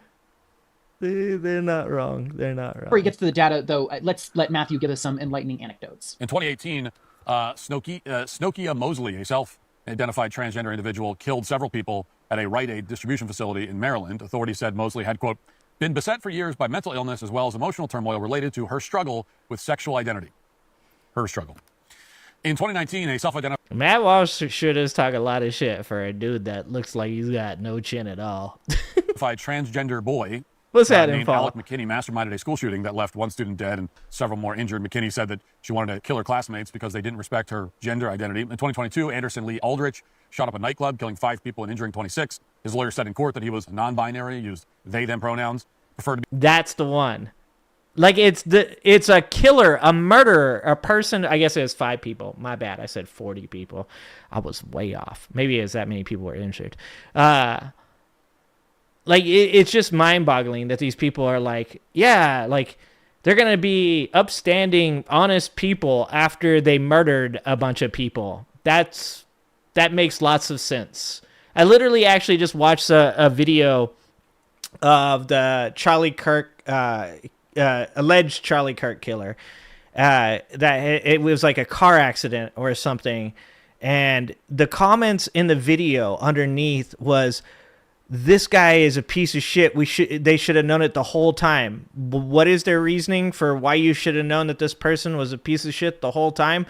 Was because the kid lied about running a red light. That's the first instance that people believe should lead you to think that a person is going to shoot somebody, is that they ran a red light and lied about it. This world doesn't make any fucking sense.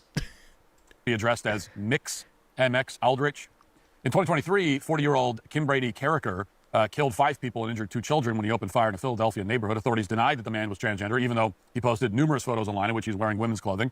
The same year, as we all remember, Matt Walsh doesn't know about, like, Oscar de la Hoya. Like, Matt Walsh is like, if you've ever worn a dress in your life, you are transgender. Like, I remember when I was a kid, there was a whole fucking thing. Like, every Halloween, dudes would dress up as girls. Like, it's so insane to me. Matt Walsh has some shit on his hard drive. 100%.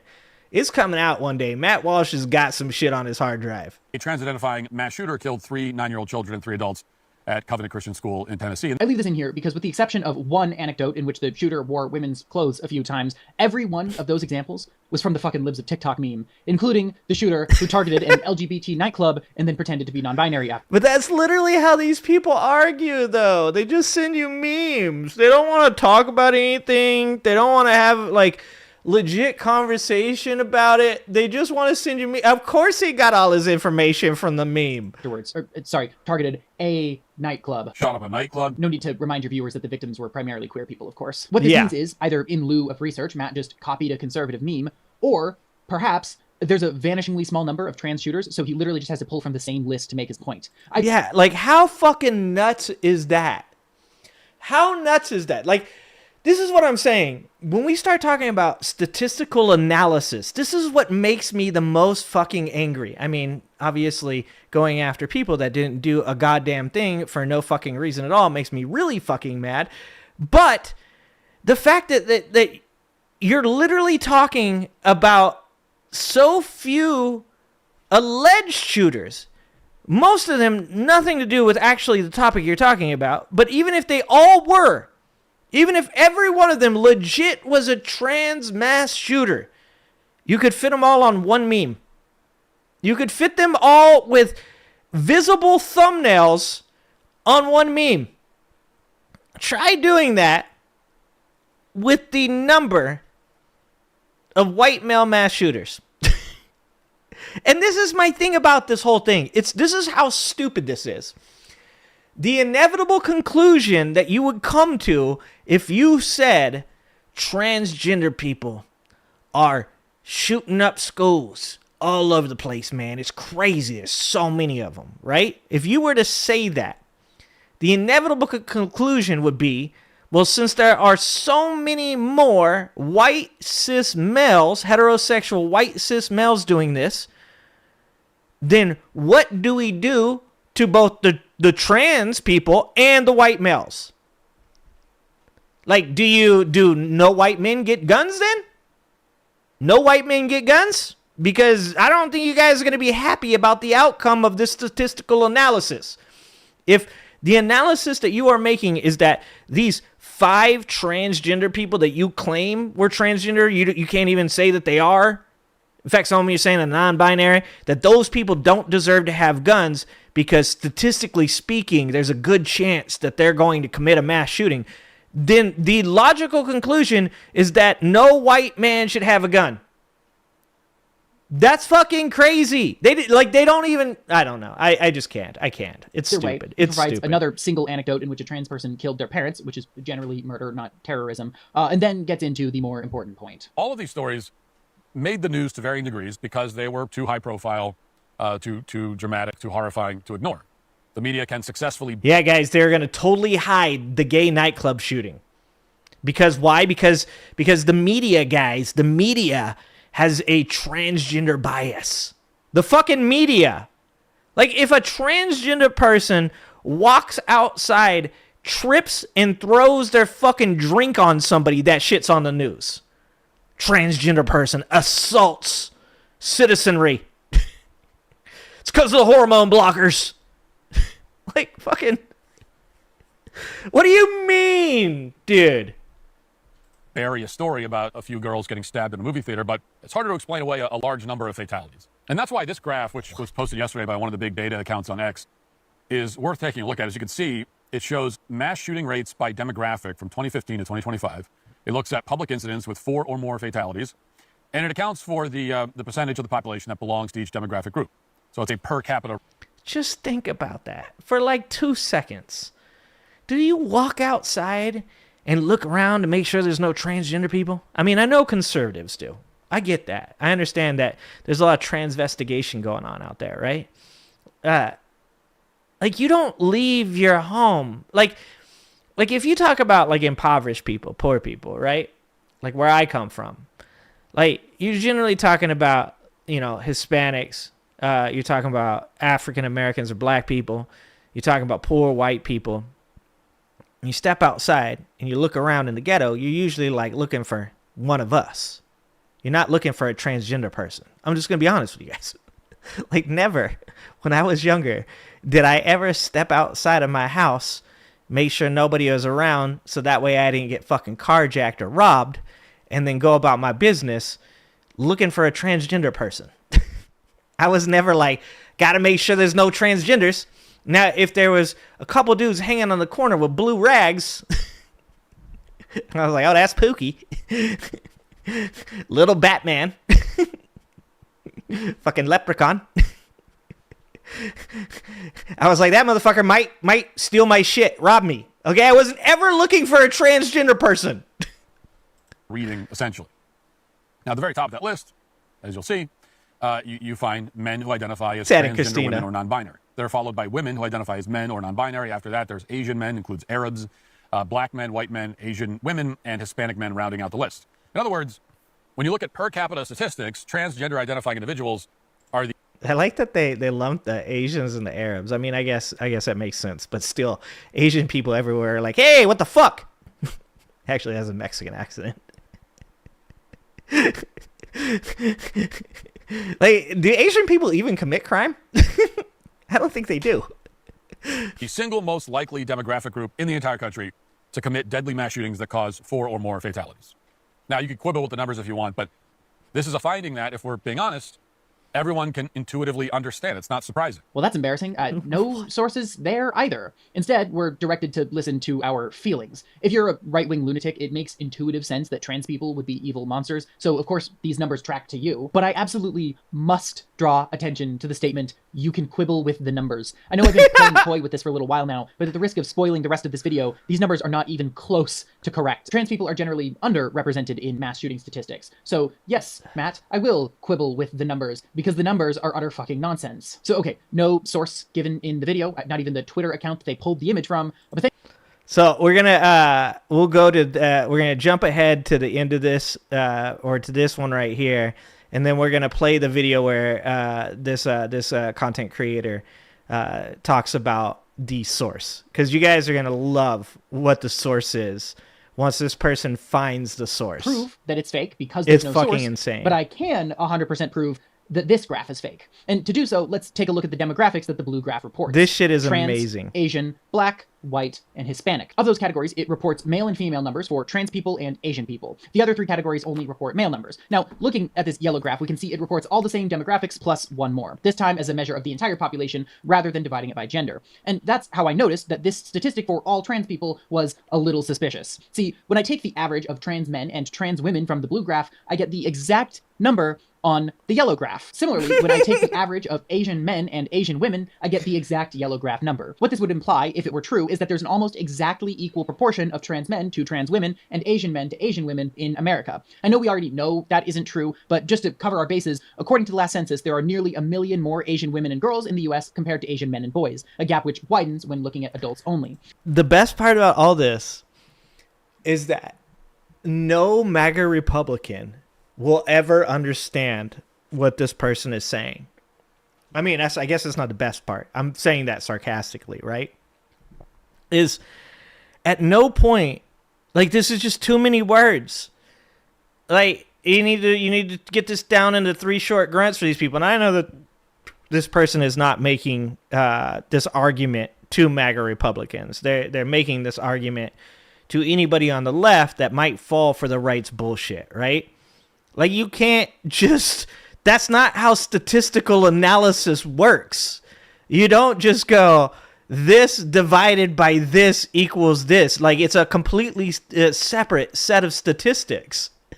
The numbers are a fair bit closer when it comes to trans men and trans women, but I think I proved my point. Whoever made this yellow graph just took... Because no MAGA Republican is ever going to look up whether or not this information is true. It just... It's their bias is that it is true, therefore it is true. Numbers from the blue one, added them together, and divided by 2. But if you still don't believe me, why don't you ask yourself how they got the data for the entire population of white, black, and Hispanic people when the blue graph only gives data for men in those categories? I swear to God, I'm not joking when I tell you this. They just divided each of the bluegrass numbers in half. I cannot...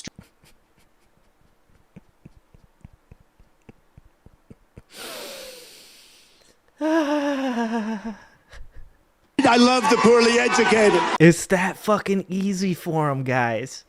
It is weird to live in a world where I feel like I have to like show my work, right?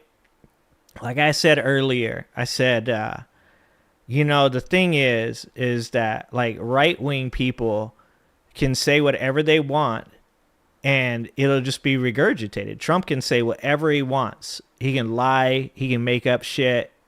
He can create a false reality. And he knows that people will regurgitate it. But on the left, you actually have to like show your work because the right will attack you, but also the left will attack you. So if you're on the left, you know that there are other intelligent people that are looking at what you're putting out because they want it to be correct. They don't want to face any criticism by some kind of proxy of being in the same political party as somebody that gets it wrong. So the left often will attack the left when they're incorrect about something. So when you're on the left, you have to literally write like 2 paragraphs to explain something that Donald Trump can just boil down to 3 fucking words. It's fucking insane. Enough how insane this is. The person who made this yellow graph made the statistical assumption that women in these categories make up exactly half of the population and committed 0 mass shootings in this 10-year period. Except Asian women, I guess. I told you I liked graphs. So here's what I think may have happened. Someone, probably Jack Posobiec, because the earliest instance of the yellow graph I could find was from the End Wokeness account on Twitter, or possibly some 4chan user or something of the sort, saw the blue graph circulating and thought that it'd be really useful if conservatives had multiple different sets of numbers to point to that all more or less said the same thing. But being a conservative and therefore not great with statistics, he fumbled his way through restructuring the data in a way that looked just different enough while maintaining the exact same trends as the original chart. And then he threw in Native Americans just to make it look like a different set of data. I definitely can't prove that's how this came about. It's possible both charts were just made by the same person.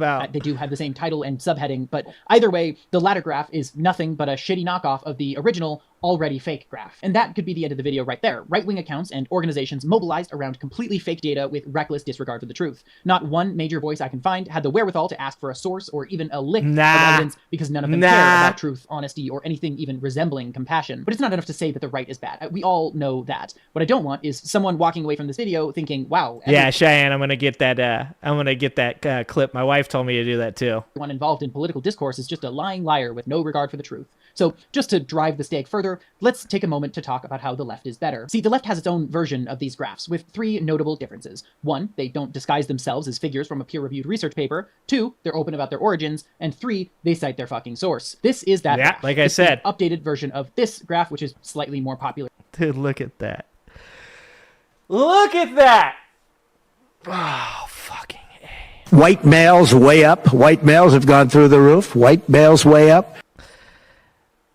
And this is the thing. You don't have to believe this because like this person said, you don't have to look at this chart and say to yourself, that is true. You should go and you should look at the source for this. You should look at the study. You should look at the way in which it was done. You should find meta-analysis to cover whether or not there's other studies that have tried to refute these statistics. Like, that is 100% what you should do. But the problem is what I just said, is that the left oftentimes does these things in a very thorough manner because of the fact that they know that so many left-wing people will get criticized by right-wing people for using statistics. So anytime somebody on the left puts out bullshit information that can't be backed up with real actual facts, they take a lot of shit from inside their own party. So I guarantee you, you go down this rabbit hole, you're going to walk away probably even more convinced than just seeing this graph because they're going to show their work. Something that here in a second, when we get to the second video, you guys are going to find. The right, they don't really do research. They just find things that they like and then they're like, yeah, that's good.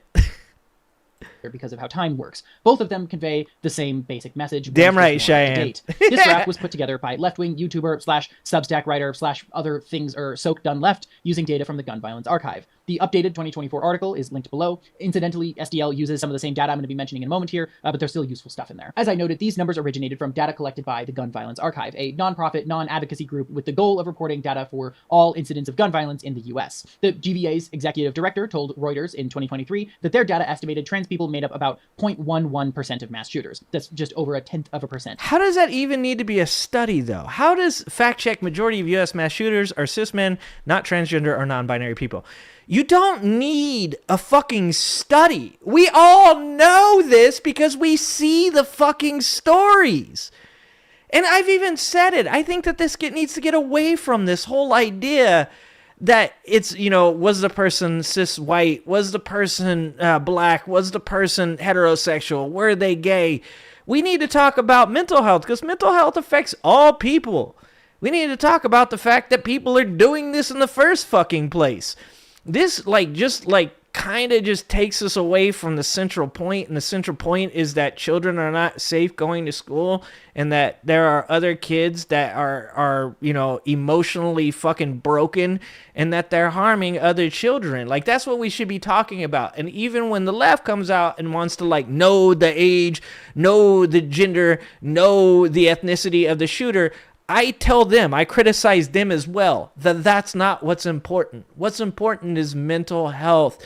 If we could get better mental health for everybody, if we could get better gun laws, red flag laws, better criminal background laws, guns being taken away from domestic violence offenders, if we could do that, that makes a difference. Talking about, like this person's obviously making this point for this video, which is very important. And like I said, it should not even be a question because we all have eyes and ears, and we have seen these reports forever be about young white men, heterosexual, young white cisgender men.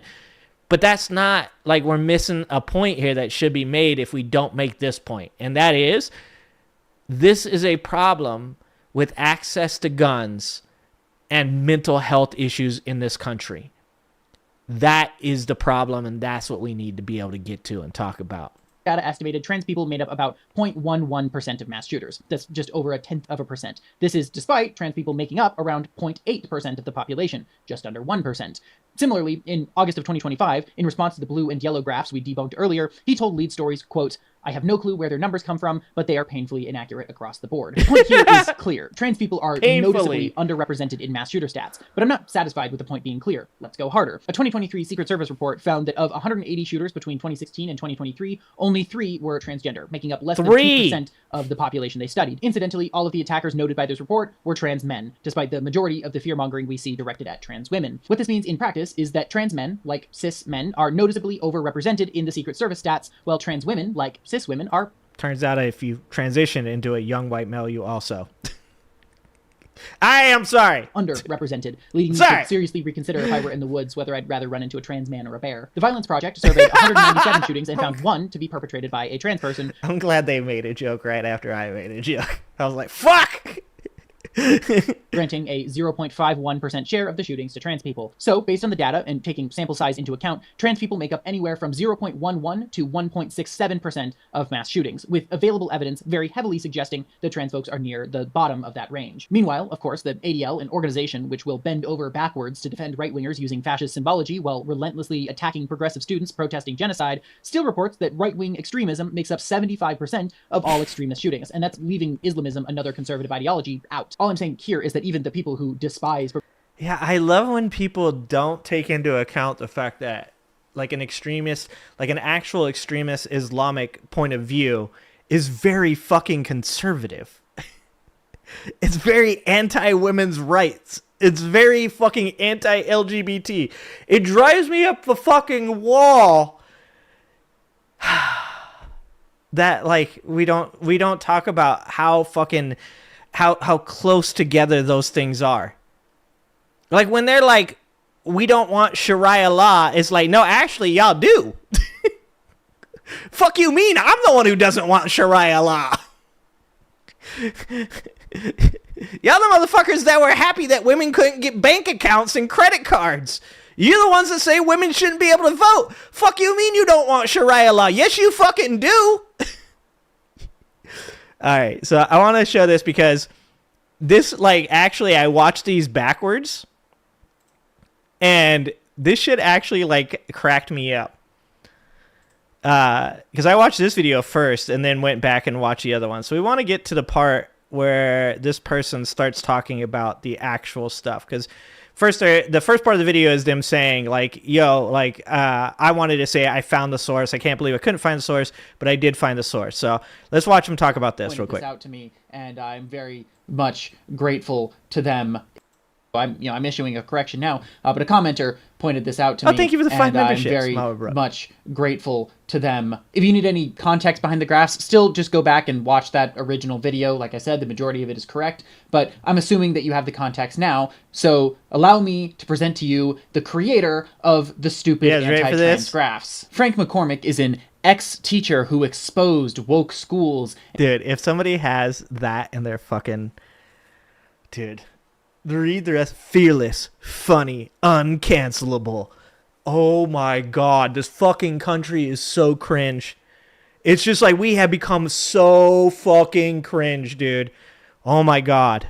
And he decided that it would be worthwhile to have real, hard data showing that trans people suck and are violent and are scary and spooky and all of the other adjectives that you might want to add to them. Now, initially, when I saw this tweet thread, I was a little bit worried because there's a bunch of sources down there and it was going to take me a ton of work to parse through all of the information that he parsed through to make those graphs. Right? You see that right there and you're like, okay, actually, all right, those are some sources. You got a lot of sources. All right, we could probably, like, this might actually, you're like, okay, there might be some truth here. And it was going to be annoying, and I felt, an obligation to make a follow-up. It was going to be a bunch of work and really, really annoying. It just turns out I actually don't. Jay, how about an Islamic country singer named Shariah Twain? Oh, this is the only reason I still have subscribers. It's because your guys' sense of humor is just as bad as mine. It's the only reason I still have subscribers. Don't have to do that. The reason I say this is because Mr. McCormick tells us exactly how he got these numbers. So just as a refresher, according to McCormick's graph, 0.769 per million trans women / and this isn't my favorite term by any stretch, AMAB, non-binary people commit mass shootings with 4+ fatalities. Now I'm going to ask you, based off of this graph, based off of the numbers that we're presented with, how many mass shooters is he basing that number off of? Now, you must assume it has to be a large number, right? In order to get this massive of a population statistic. So I'll narrow it down a little bit. It's less than 10. Okay. But I'll narrow it down a little bit further than that. It's less than 5. And I'm going to be honest with you.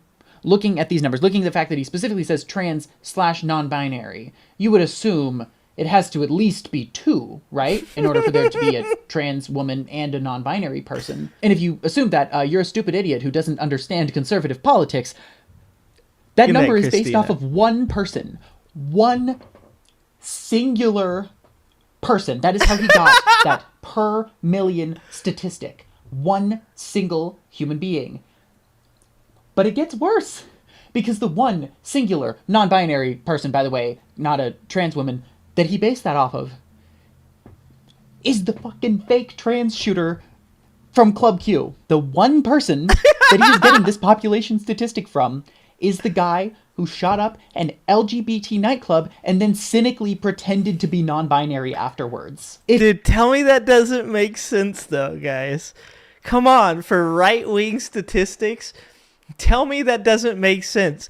Because when they get shit wrong, they don't just get shit wrong, kind of. Like, you don't, like, look at some of the shit that comes out from right-wing conservatives and MAGA Republicans and go, like, well, I mean, they kind of had, like, the right idea. No, like, when they are wrong, that shit is so fucking wrong. Like, this is, like, beyond wrong. This is just fucking made up. This is, like, just completely fucking false. If you were wondering why Matt Walsh didn't share his source for this claim, or why Jesse Waters never gave his source for this claim, it's because it's fucking insane. It's coming from a sample size of 32 total shootings, of which 2 of them were committed by trans people. Sorry, 1 of them, because as we've established, 1 of them is fake. So he is basing all of this information off of 1 trans guy and 0 trans women and 0 non-binary people. This is what passes for conservative journalism. Just to remind you, my original video covered some of the actual statistics on this subject coming from the Secret Service, from the Gun Violence Archive, from, I believe, the Violence Project. This is unscripted if you couldn't tell. And the lowest sample size that I used was a little under 200. So conservatives are basing their stupid worldview off of 1 single Twitter user who used a sample size of 32, ignored tons of other instances of mass violence, who used a cisgender person in place of a non-binary person in order to get his numbers. And I'm expected to take this some semblance of seriously. I legitimately felt even if it was 2,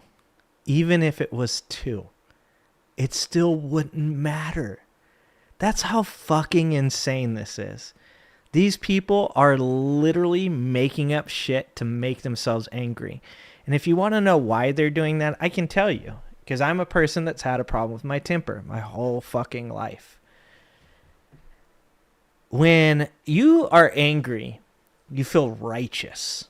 When you are angry, you feel like there is nothing in this world that can stop you. When you're angry, you don't care about facts or information. You're just angry. And like I said, I know that because I have a real fucking problem with my temper.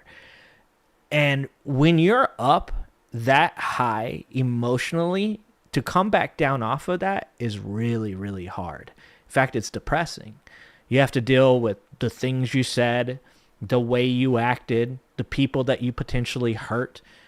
Those things really all come crashing down. Anybody that's ever been in a fist fight, a real fucking fight, can tell you that when your adrenaline's up and you're fighting, it feels great. But even professional fighters, when the fight is over, even when they win, they go home and they feel this depressing crash, anxiety, panic attacks. And the reason that is because your nervous system is overstimulated from the anger, from the adrenaline, from the fight. And so it's inevitable that when you come back down, it's really, really fucking hard to deal with. And what MAGA Republicans have done is they have been gaslit into this angry state. And if they ever come back down from being this fucking angry, they are going to go into a massive sense of collective depression and anxiety. And they're going to have to think about all the people that they hurt. And they're going to have to think about all the things that they did. And I don't think that they ever can allow themselves not to be angry. So at this point right now, what they are doing is they are creating a reality that allows them to stay angry as often as possible so they never, ever have to feel that come down. Kind of awkward and bad using 178, I think it was, sample size survey in my original video, because that's just such a small number. It's so hard to glean anything from that. And here, it turns out I didn't have to worry. But rest assured, Frank has responded to criticism on this front, and I think what he has to say is very interesting. So let me give you one example. This is what he says. You can take issue that the data set is small, 32 mass shootings and 2 trans shooters, really 1. But this is the game many have been playing when taking 82 white male mass shooters since 1982 and using that to lecture us about how dangerous white men are. You can't have it both ways. By the way, 82. So 82 is 43 years ago. That's an average of just under 2 white male shooters per year. Let me ask you. If there were 2 transgender shooters every year for the last 43 years, what do you think MAGA would be saying right now? This is 2 transgender shooters in 43 years. What do you think they would be saying if there were 2 per year? Trans people wouldn't have any rights. They wouldn't. But white men, I own guns. we can still own guns. That's fucking crazy. You're literally making the argument, if you are on the conservative side of this argument, you are making the argument that white men are 42 times, it is 42 times more necessary to take guns from white men than transgender people. You are literally making an argument to have your own guns taken away from you. That's how fucking stupid this is. So just to be clear, this guy's best defense of his shitty work is admitting that it was stupid and ridiculous, and then just saying, well, other people did something stupid and ridiculous, so I can lie as much as I want. In case you're wondering, the statistics on white male mass shooters, some of which we covered in the original video, are actually concerning and go a little bit deeper than just saying, oh, there were 82 since 1982. So yeah, this guy is a joke. Anyone spreading this graph is a joke and deserves to be made fun of endlessly. And I am so sorry that I didn't catch this before. I mean, And to be honest, this individual does not have to be sorry. They don't have to be sorry, because intuitively they were correct, and then they did the work and went and found the information and then came back and said, I made a mistake. Here you guys go.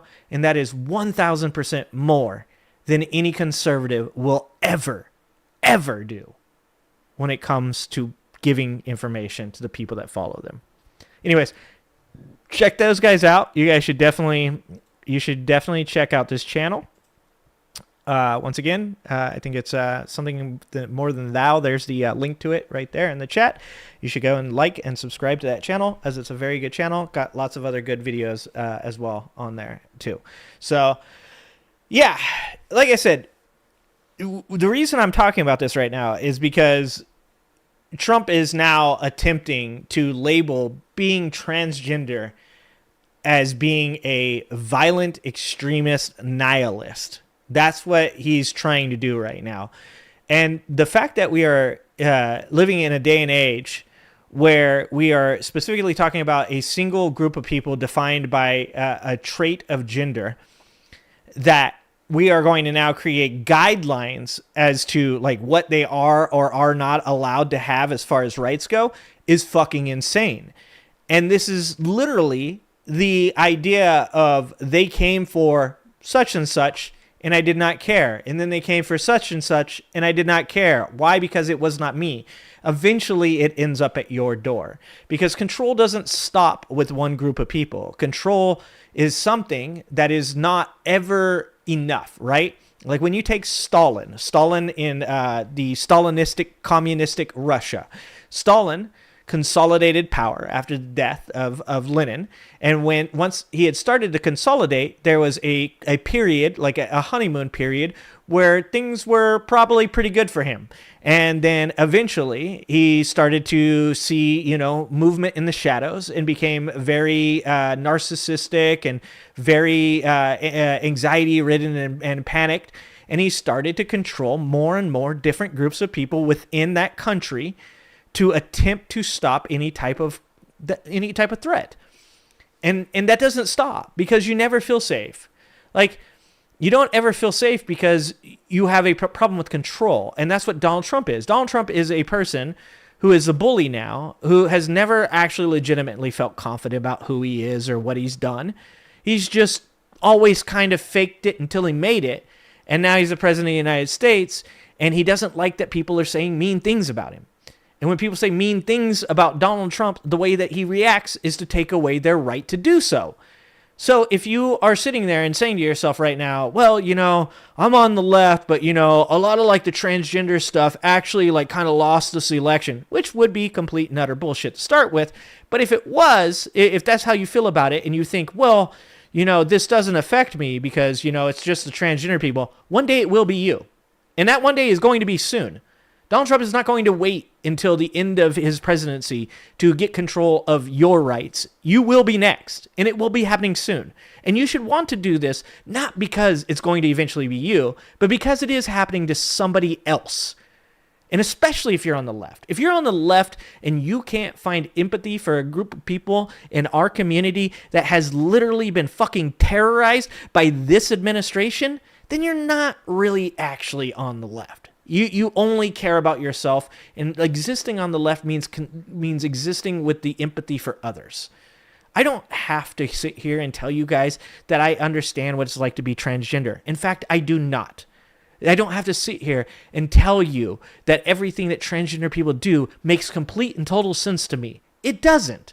Why? Because I'm not transgender. In fact, I think people in the political party that we currently exist in, the fucking left, should be talking to transgender people. They should be talking to transgender people and saying, hey, what matters to you? Should we be arguing about fucking transgender bathrooms? Should we be arguing about transgender sports? Or do you think there's something else that the left can do for you that would make your life better? Because right now, what we have is a bunch of people in the Democratic Party that are completely out of touch with the people that vote for them. Until the day that you get somebody in the Democratic Party that can stand up and say, hey, I'm from that culture. I'm from these people. I want to talk to you and tell you what is important. You're probably going to get it fucking wrong. So yeah, maybe the things that the Democratic Party were talking about were the wrong things. Maybe there are priorities for transgender people, like keeping them safe in our communities, that are more important to them. And you know who you shouldn't ask? You shouldn't ask me. You shouldn't ask cisgender white men. You shouldn't ask heterosexual women. You should be asking transgender people what matters to them, and then you should get out there and try to fucking make it happen. So that's all. I'm done with that for now. I'm done with that for now. Because it's just stupid. It's just stupid that I have to sit up here and debunk this shit. And thank you to that person for making that video, because I don't think I could have said it as well as that person has. So instead, we're going to get back to what I do best, okay? Oh, Jay, I'm sorry that you lost somebody.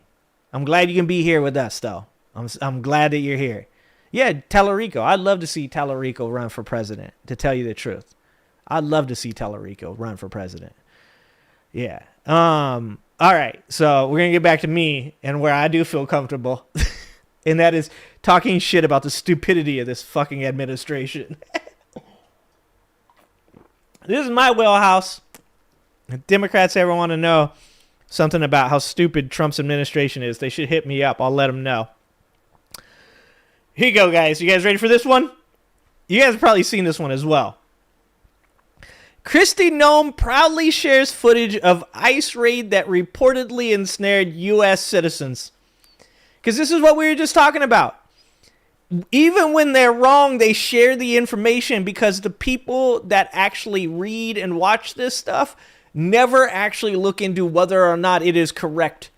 Graphs, if it just says transgender people bad, they're like, yep, transgender people bad. I don't even need to look at that. Brenda, there's a graph you need to see on these transgenders. If they show a video of American citizens getting fucking arrested in their own homes, which is absolutely bananas that conservatives would watch that shit and applaud it, but they will watch it and they'll be like, yeah, we're getting them immigrants. We're getting them brown people, getting them out of here. Brenda, what do you mean it was an American? Nah, that's not true. You must be thinking about something else. Secretary of Homeland Security Kristi Noem on Tuesday joined Immigration and Customs Enforcement during a targeted operation, according to a release from the Department of Homeland Security. She was there. Ice Barbie was there.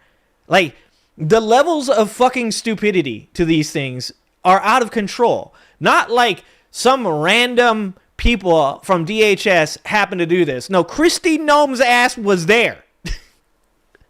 The department stated the operation was to serve a felony arrest warrant for a criminal illegal alien in the Chicago area.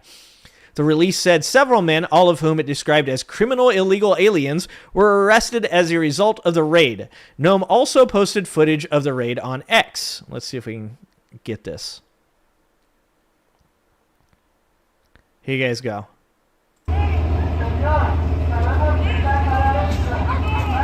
Oh, look at that waste, fraud, and corruption right there. Look at this shit. Look at how many fucking people they're using for this. You have got to be... Yeah, this guy looks like he's a... That guy right there, that guy looks like a real dangerous criminal, guys.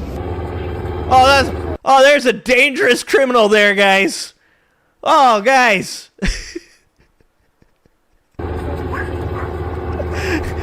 He's wearing Crocs.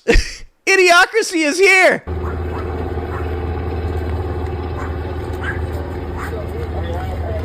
I'll tell you, the one thing they should have done is, like, they should have... Oh, I shouldn't even make this joke because this is a Kristi Noem video. I was going to say they need to do something about that yapping ass dog. I don't like little dogs, guys. My wife owns one. Kristi, that dog went real quiet, real quick. That dog saw Kristi Noem, and that dog was like, never mind.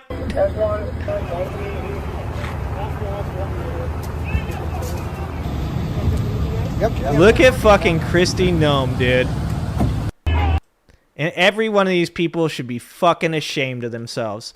There will be trials. I hope to God.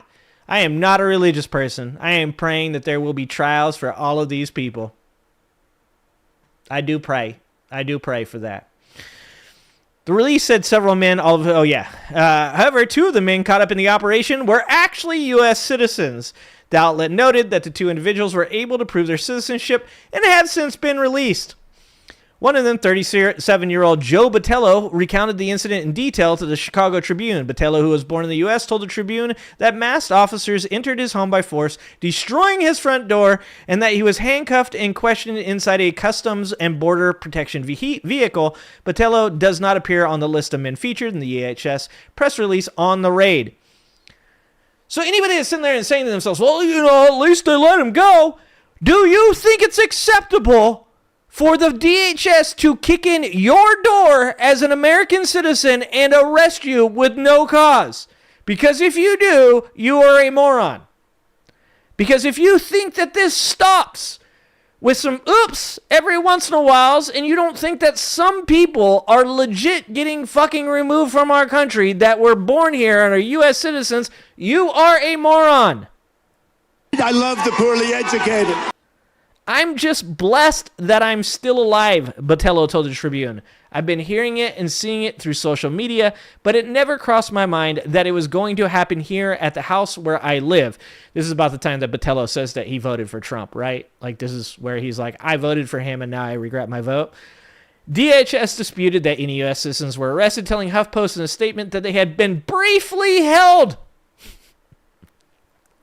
No U.S. citizens were arrested. They were briefly held for their and the officers' safety while the operation in the house was underway. That's why they had to prove their citizenship, guys, was because, they were just being briefly held. They definitely weren't being arrested. They weren't caught up in this, and it definitely wasn't an American citizen's house that got his fucking door kicked in by a bunch of dudes in a Hummer.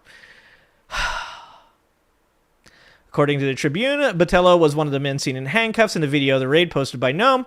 I was on the ground in Chicago today to make clear we are not backing down, she wrote. Just this morning, DHS took violent offenders off the streets with arrests for assault, DUI, and felony stalking. Our work is only beginning. In August, Noem said that the Trump administration planned to expand ICE's presence in Chicago. That same month, Trump's team asked the military for assistance in its crackdown on immigrants in the area. I love the poorly educated. At what point are the don't tread on me MAGA Republicans going to say, this might actually be kind of concerning? It seems like they might be taking some citizens' rights. Free speech going to get tread on.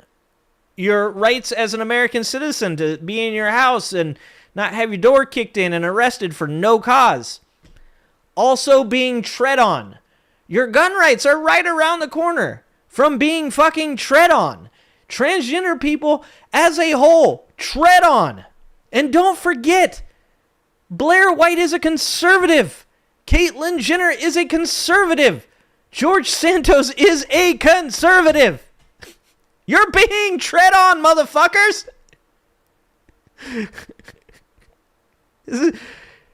It's the dumbest timeline. All right, let's talk about some other stuff here. We're getting towards the end of the insanity for tonight. For tonight, we're getting towards the end of the insanity, guys. And I want to talk to you about this fucking guy. All right, holy Holy Jesus, guys. Dude, Tim Burchett, right? That's his name? Tim Burchett is a weird-ass dude. He is one of the weirdest dudes that I have ever seen before. But he might be the person that tells us about them aliens. Okay? How about them jets? Like if we have a hope in this crazy ass timeline, guys, if there is any hope for us, it is that like Lauren Boebert or the stripper Anna Paulina Luna or Tim Burchett, who also might be a stripper, guys. It might also be a stripper. Our hope is that one of these people tells us about the aliens, and the aliens. Look, my hope is that the aliens either take half of the society, as in all of the MAGA Republicans, and leave us here. Like, I'm down with that, okay? Or at the least, they come and, like, pick up Trump because he's, like, a weird, rare Pokemon, an orange, clown-ass president Pokemon. Like, I would be for that.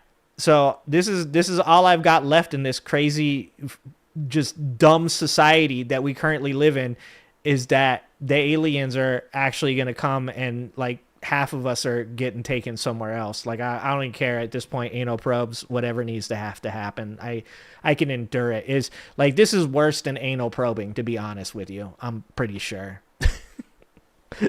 So this is the story. Congressman calmly explains there are entities coming from 5 or 6 deep water areas. Oh, Jen, you have no idea. You've missed all the good stuff, my friend. Welcome, Jen.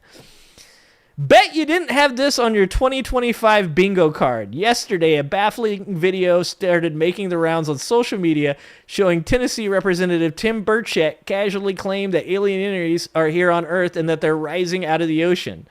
So this is a video right here. What if these are entities that are here on this Earth? Hold on. Can I want to make it bigger. Can I make it bigger? I can. Okay, there we go. I want to make it bigger. That's what she said. These are entities that are here on this Earth, that have been on this Earth, that, who knows how long, and that we think they're coming in from way out. Maybe they did millennia ago, but they're here, and they're in these deep water areas. And that's why, I mean, like we say, we know more about the face of the moon than we do what's going on there. Now, we have a higher propensity of sightings around these 5 or 6, I believe, deep water areas. And so to me, it just it creates a question there. And then when we have naval personnel telling me that we have these sightings and that there's these underwater craft they're chasing that are doing hundreds of miles an hour, and the best we've got is something that does maybe just a little under 40 miles an hour. So I got a lot of questions about that stuff, and I mean, what if these are entities? Guys, this is the society we live in right now. People are being snatched off the street by ICE. American citizens are being arrested. The military is being placed in in states to control the citizens there. Transgender people are being literally labeled as an extremist group. And what are these people doing? Tim Burchett's just taking a nice walk through the middle of Washington talking about aliens. Like, brother, we could only hope that were true. Because at this point, society is just collapsing so fucking quickly that if anybody shows up in a spaceship anytime soon, they are going to lock their doors and drive past as quickly as possible. If there are aliens that are currently underneath the ocean, those aliens are probably packing their shit and moving to Pluto. Okay? Like, they are trying to get as far away from us as possible. Like, there is not even a single chance that one of these aliens are ever going to come up here and talk to any of us with the shit that is going on in this country. We are cooked. We are cooked. This dude is like He's the same dude that was like, Trump called me. He said, like, he was very impressed with all of the things that I do. And I really like Donald Trump. You know, there's a lot of stuff that Donald Trump, they've tried to get him on, you know, sexual assault, covering up the Epstein files, all of those things. And yet somehow he still comes out on top. Okay, this guy's level of admiration for the fact that the President of the United States of America can cover for elites that have trafficked children is fucking through the roof. And what do we have? What do we have? The best thing you can give us? There might be aliens in the ocean, guys. This is the dumbest timeline. The representative had a rather nonchalant attitude about that. I'm not worried about them harming me. I mean, with that capabilities, they would have barbecued us long ago. Why didn't they? That's a good question. Still, the incredible news comes a week after a congressional hearing grilled U.S. military and defense officials over a stunning video appearing to show a Hellfire missile bouncing off of an unidentified anomalous phenomena, the government's preferred term for UFOs. So this is, I'm sure you guys have seen this. You guys have seen this one, right? This is the video of the UAP, and then where is it? It's like here in a second. The Hellfire missile they shot at it. It's coming. It's coming. It's coming. There it is. That's the Hellfire missile right there. That supposedly is being shot at it right there. And you see it bounce off, and you can see like debris and stuff come off of it right here. And then you see it like obviously didn't bounce off because the fucking thing explodes, okay? You can't tell me that they didn't go and get the wreckage to this. There's no way that they didn't get the wreckage to this. No way. And why in this day and age can we not get a 4K video of some shit? Why? Why can't we get it? Mama Brooke, thank you for going over to Twitch. I appreciate you. Thank you so much. That video was presented by Missouri Congressman Eric Burleson, who claimed to have received from a whistleblower of mysterious origins. This was taken October 30th, 2024. This video is of an MQ-9 drone tracking an orb, this object off the coast of Yemen. Like, and we can't believe anything anymore. Like, everything is AI now. We can't believe that anything is anything that we believe like it to be. There are servers where there's a whole bank of these kinds of videos that Congress has not been allowed to see, that the public has not been allowed to see, said George Knapp, a news anchor turned ufologist. I didn't know that. Why am I on here doing fucking politics when I can be a ufologist? God damn it, that would be so much more fun. Occasionally that stuff gets out in the wild and comes our way. It should be coming to you, Congress. The public should be seeing this stuff, and why you're not allowed to, I don't know. So before anyone starts praying to the old ones, it's important to take a step back and question where this video is coming from. For one thing, Burleson's video was taken in an active war zone the day Israel began a ground invasion of Lebanon, accompanied by heavy artillery shelling and drone activity. Without knowing where the video was taken in proximity to the various belligerents and their equipment, it's difficult to say what the object's trajectory was or where it came from, making it so it like happened during fucking a military engagement. It's probably just, God damn it, man. I hate people. And zooming out a bit, Burchett and Burleson aren't exactly the first U.S. officials to become smitten with the idea of UFOs. In fact, it's become something of a tradition among Washington's alien cranks and skeptics alike, with a history dating back to Harry Truman and the anti-Soviet hysteria of the Cold War. That in mind, Burchett's wild claim reads less like a sober reveal and more like the latest hot air from a long line of UFO crackpots. Look, guys, I want there to be aliens, guys. I want there to be aliens. I could be AI. Okay, let me just put it this way to you, Sean. When you say, am I AI? If I told you I wasn't AI, that's what an AI would tell you. Therefore, I'm telling you right now that I might be AI. Boom. Fucking now you don't know. Now you don't know. Now you don't know. I want the aliens to be real. I just need real footage, guys.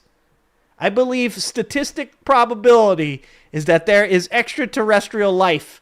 An Israelian. Oh, Mitchell. I'm just saying, there's probably no fucking aliens in the ocean. It's probably just one more way for this administration to steal more of my money. That's what I'm going with. They're just going to find a way to fucking get the aliens to buy fucking cryptocurrency from the president. Okay.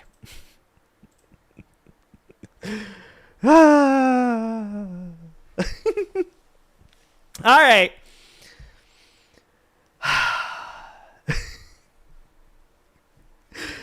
So, the Angry Ginger, just say it, AG. Prove me wrong that you aren't AI.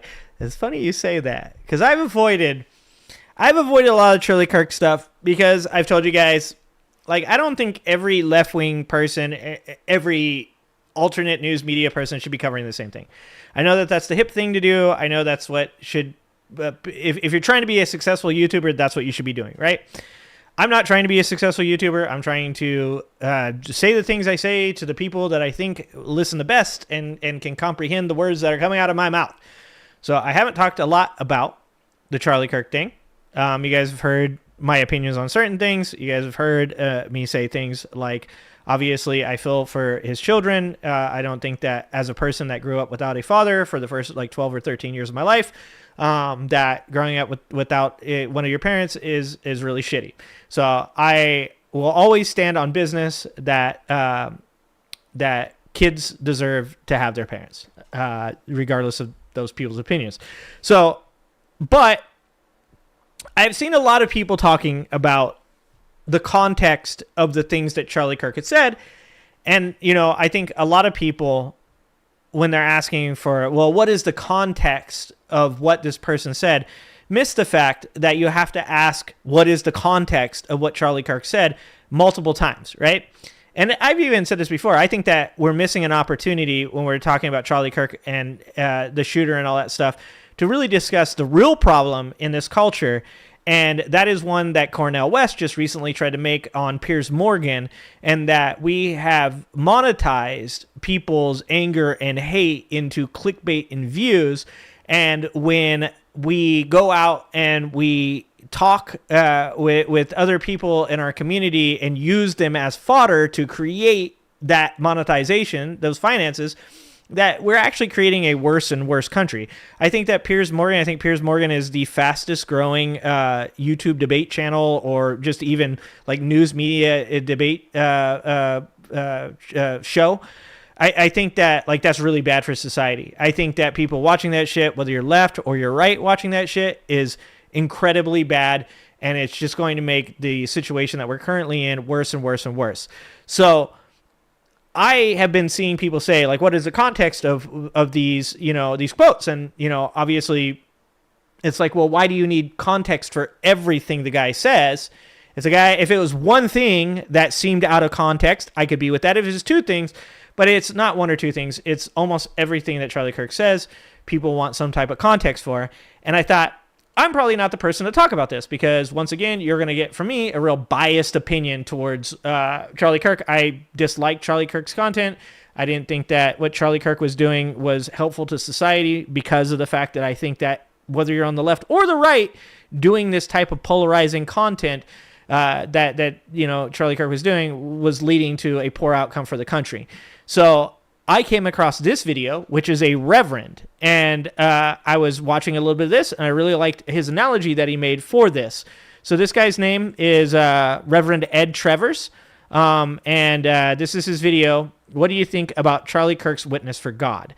And I'm going to let him speak to this, because I think he explains really well why the question of whether or not something in context is not important to this conversation. A lot of people telling me how that's not all that he was. Like the stuff that the sound bites that you got, no, he was much better than that. He was much more than that.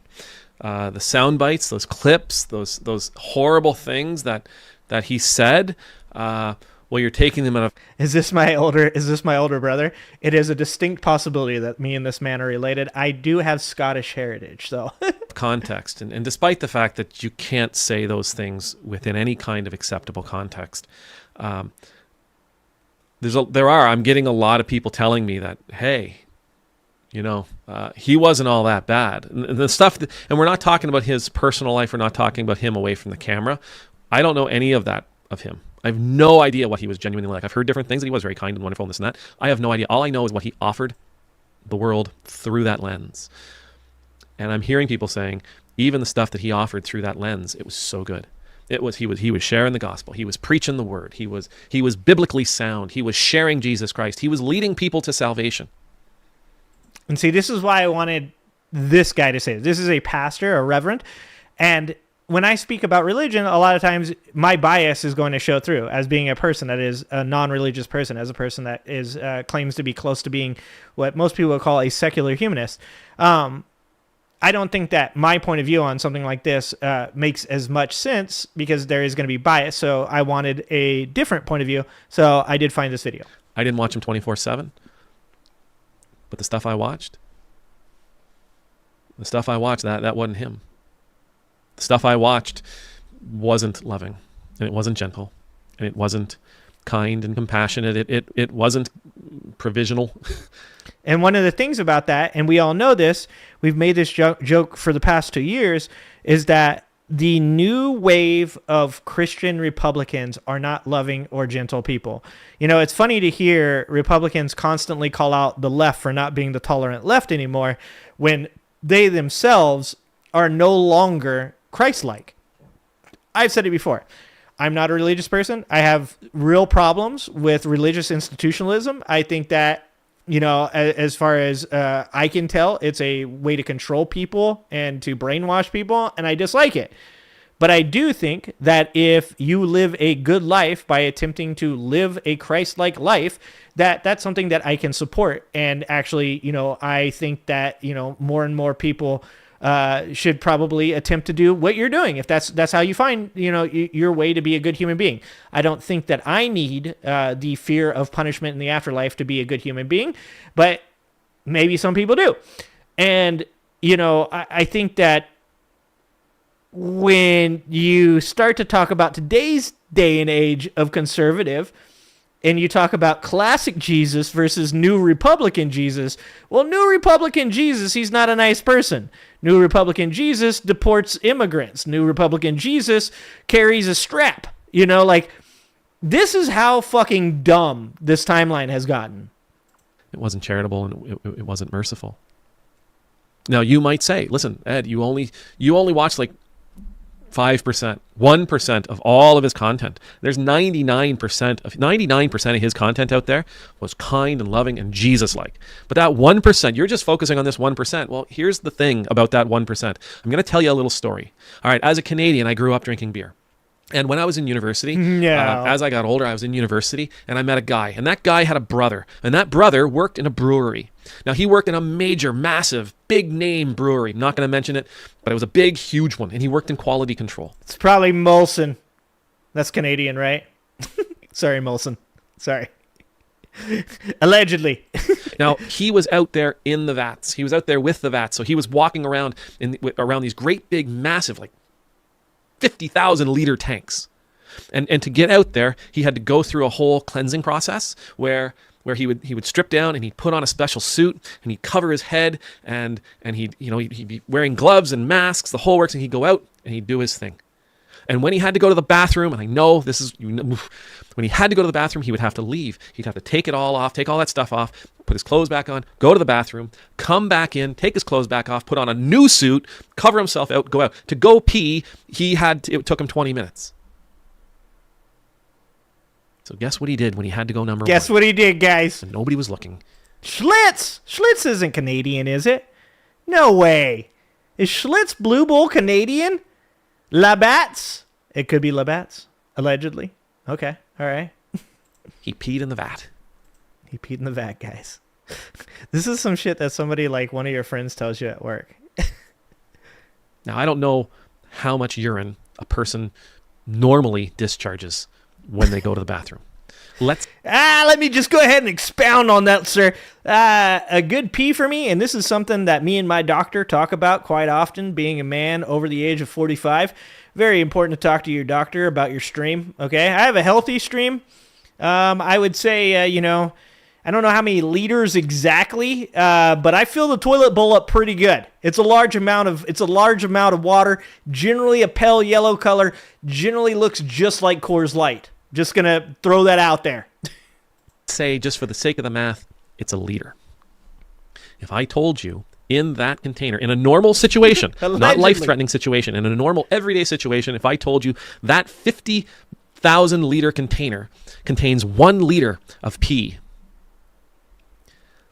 are you going to be real happy to drink it? I've never drank that beer again. Maybe I'm overreacting. Maybe I should. And you know what I like about this argument? Is the argument is saying, if the way what you contribute as a Christian to this society is majority good, but partially bad, right? And that turns them off. You might be able to make the argument that you say, well, everybody does bad things. So aren't we all fallible? Aren't we all flawed?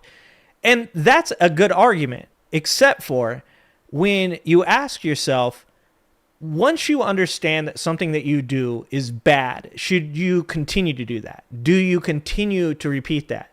So you guys have heard me say multiple times on here, when it comes to MAGA or when it comes to podcasters that you guys don't like, or politicians that voted against something or for something that you don't like, people like AOC, when people were freaking out over her voting president on the Israeli weapons thing. Like, I've always said, you have to give people a path to redemption. So it's like, if you pee in the beer once, like, I'm like, hey, dude, not cool. Don't do that, brother. And if you say that was a mistake and I'll never do that again, and I understand how I hurt people by doing that, and I'm going to live a better life moving forward, I give you that grace. I offer you the path to redemption. I'm not saying everybody has to. That is just my advice to you to live a long and healthy life, is that you should give a path to redemption to even people you dislike.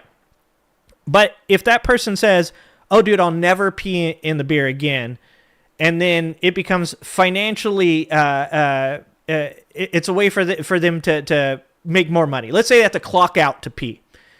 It's financially beneficial for them to pee in that vat. And then they do it over and over and over again. And the reason they're doing it is because, well, I don't want to have to clock out for 20 minutes to go pee. Like, I lose money. I'm just going to pee in it. And if some people have to drink pee, well, that sucks for them. That's a fucking problem. And that is the issue with people in society, is when given a path to redemption and then they fail that path, generally you'll get more chances. You could pee in the vat another time, and I'd be like, hey, dude, not cool. You said you're going to stop. And you're like, well, this one fucking time I didn't have any choice, and I'm sorry. I won't ever do it again. And then you don't do it. Great. Like I've said before, I can forgive, but I can't forget. Like, I'm not a forgetter. But that's the problem, is really Charlie Kirk didn't pee in the vat once. Charlie Kirk peed in the vat, and then Charlie Kirk recognized peeing in the vat made money for Charlie. And then he added to that, because that is audience capture. That is the way that YouTube works. Like I said before, if I ever wanted to be like a really successful YouTuber, I would lean really heavily into people's hate. Like, for instance, on this topic, like if I really wanted to be a successful YouTuber, the fastest way for me to grow my channel on the left would be to come on here and say things like, oh, I don't care about what happened to, like his family, whatever happens to them, they can rot in hell, whatever it is, right? But I choose not to, because I choose to stay myself. I want to be myself. I want to not present a facade. Whether or not Charlie Kirk, what he did was a part of a facade or not, is not as much a question as it is whether or not what Charlie Kirk did helped make him $12 million and create a incredibly successful Republican movement that he was becoming ahead of, that maybe one day would have even launched a successful political career for him. And you have to ask yourself in those positions, if you're a Christian. Once again, I'm not preaching to you guys. That would be preaching to the choir, right? I'm preaching to people that on the left that are mad at people for not embracing Charlie Kirk's ideology and saying things like Gavin Newsom said, where we have to continue Charlie Kirk's work. Like, the reason that people don't want you to have that attitude is because Charlie Kirk was indeed doing this for money. And anybody that denies that that was a part of his mentality is so fucking dishonest about the way that they do things that there's just probably never going to be a way that you reach those people. I really like this guy's analogy. Should give that beer another chance. No, I have no desire to. I have absolutely no desire to. If I had a container of water, because we were talking about, let's say 1%, if I had a container of water and that container held 100 liters, would you drink out of it if I told you that 1% of it was urine? No. No. You wouldn't. Yeah. Why? Because it's got pee in it. That's why. Charlie Kirk may have done 99% pure, lovely, Jesus-like stuff, but that 1% that was hateful, that 1% that was racist, that 1% that was misogynistic, that 1% that was bigoted, it's enough to ruin his witness. And as a Christian, our witness is our greatest asset. It is the thing we must do everything we possibly can to protect. Because that witness is the only thing that matters to people who do not know us and who have not heard the message. And those are the people we are actually supposed to be reaching out to. It doesn't matter how many people like you. It doesn't. It doesn't matter. Thank you. Like, it shouldn't be the reward of reputation, of popularity. You shouldn't do good things because there's a reward for doing good things. You should do good things because that is what makes a good person a good person. Like I said, I don't need religion because I don't need fear of a punishment to be good to other people. I don't need the 10 Commandments to know that murdering is wrong, that sleeping with someone's wife is wrong, to know that theft is wrong. Like, I know now where I am today why I stole when I was impoverished. And I know now why you should give some type of path to redemption to a person that's impoverished, that is stolen, not because it in some way makes you more popular, because there's some type of reward or gratification from it, but because in doing so, you potentially help create one more good person, and that good person can go on and do more good things. And that in a world, so this is the, I've argued this before with people. This is why a lot of people say altruism isn't real, altruism is fake, is because you're always doing something for a reward, right? But I actually don't believe that. I don't believe that altruism does not exist. I believe it does. And it is a circular argument, and I understand that it's a circular argument. But in many ways, it's like the other night when I was saying that relationships aren't transactional, because when you get to a certain point in a relationship, you really should just be doing things just because you love the other person, not because there's a reward for it, right? It's the same thing with just like society as a whole too, is that yes, you do benefit from a happier and healthier society, but you shouldn't be doing it for that reason. You should be doing it because another person being happy and healthy is a good thing. And that's why like society is going to continue to devolve, because being a good person doesn't make money. Because capitalism is really based off of pushing each other down. Capitalism is based off of restricting others' ability to rise. Like there is a real idea in society when it comes to capitalism that is super inhumane, and that is that as a bucket of crabs attempting to get out, you must climb on top of each other, and when you get to the top, you must kick the other crabs down because you don't want to share the reward at the top. And we see that in shows like Squid Games. We see that in Mr. Beast did his own version of Squid Games, right? And I know a lot of you guys will be like, it's just a game show. It's not a game show. Like, watch the Beast Games. Go watch it. This is not a paid promotion. Go watch the Beast Games. I watched it with my son. It was really fun to watch it with my son. My son's very young, and so we watched it together, and he likes Mr. Beast. So we were watching it, and it really is a story of morality, of how capitalism like how doing good things for people only lasts for a certain amount of time if your end game is to be the most successful person and to make the most money, right? To get the reward in the end. That when you work towards just getting something for yourself, that eventually you become a little less human. Because you have to give away a part of what it means to be a community, to rise and be successful solely on your own when you're scared to share the reward. Like, there is something to watching that. How many people like me as a priest, if everybody I encounter says, oh my God, he is the greatest single priest. If everybody in my church, if everybody online, if channel subscribers say, oh my God, he is the greatest priest, but nobody outside of my circle can stomach me because of the things that I've said, the horrible things that I've said, then I am absolutely ineffective. Absolutely ineffective. Now, I'm not talking about saying things that others disagree with. That's a different topic. I am saying if I started spitting out nothing but bigoted vitriol. There you go. If I started spitting out, no, that's not a great example. If I started spitting out 1% of my content was bigoted vitriol, I'm done. I am no longer going to be able to communicate to the people that I'm supposed to be reaching out to. Our witness is our most important asset. And when Charlie Kirk said that stuff about black women, and when Charlie Kirk said that stuff about women, and when Charlie Kirk said that stuff about migrants, and when Charlie Kirk said that stuff about Muslims, and when he said that stuff about black pilots. Dude, and the list can go on and on. That's the insanity. He tainted his witness. He peed in his water. You want to continue drinking that water? That's okay with me. I'm not going to stop you. But I will spend my life warning people not to drink water that has pee in it. I'm not saying we have to be perfect. I'm not perfect. Heaven forbid. I know I'm not perfect. I don't imagine there's too many of us that have never misspoken. I don't imagine there's too many of us that have never misbehaved.